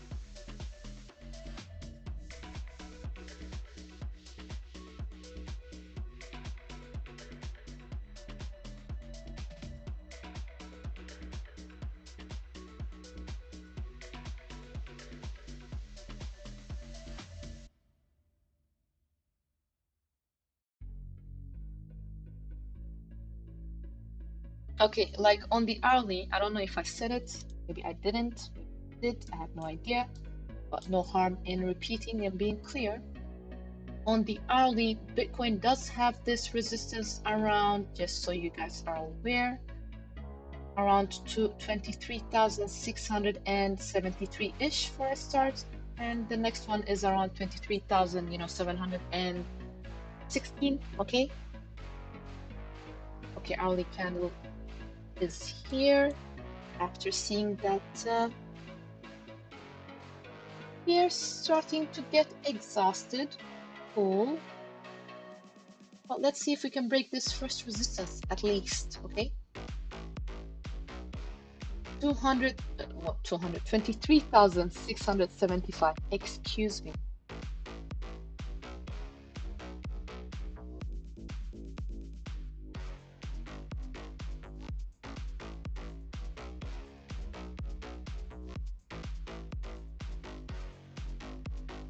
All right, that was the 10-minute. It wasn't the hourly. I mean the 10-minute resistance levels, okay? Not the hourly. Just mix it up. I thought we were looking at the hourly, but it's the 10-minute chart. Nice. I love this. This is good. This is not bad. So on the hourly, resistance is around, let me take that back, okay? Resistance is around 23,760 to 23,800 for a start. Any close above that one could take us, to the current highs, okay? Guys, I'm not a robot. I've been up for a while and been streaming like for a good while as well, so it's a live stream. I accidentally can mistake some time frames for the other time frames, but we'll see what happens now.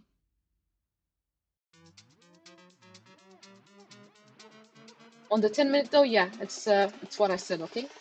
First resistance around 23,676, and second one around 23,715-ish, okay? Somewhere around that level.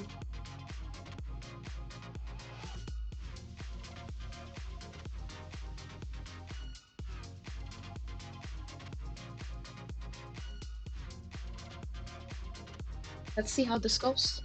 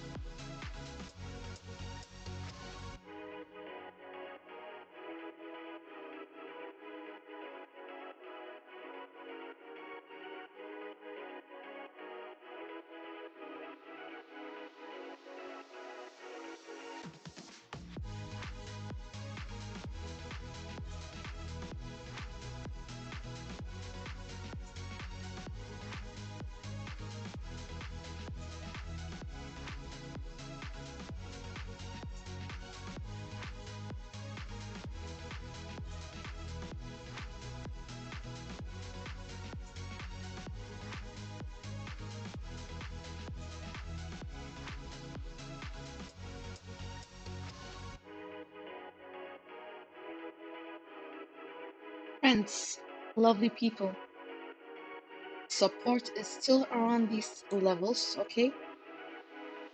When it comes to the shorter time frames for Bitcoin.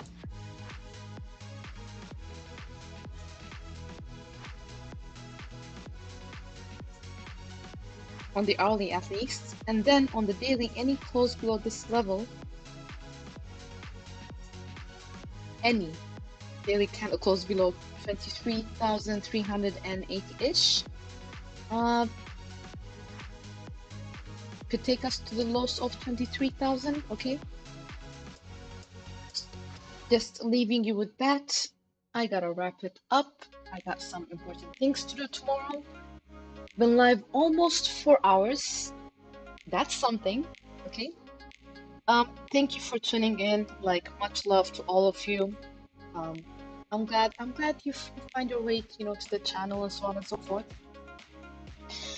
And hopefully you've learned a thing or two, found it entertaining, had a good time, and please do consider, as usual, subscribing, liking, sharing. It's for the sake of the channel and your engagement and so on and so forth. Stay safe, take care, and good night to those of you sleeping, and good morning to those of you having a good, waking up or just, going to work or something. Good night, Mark, everybody else, Smart, everybody else. I hope I'll see you on the next one. Until then, stay safe, take care, much love, and thank you again. Ciao.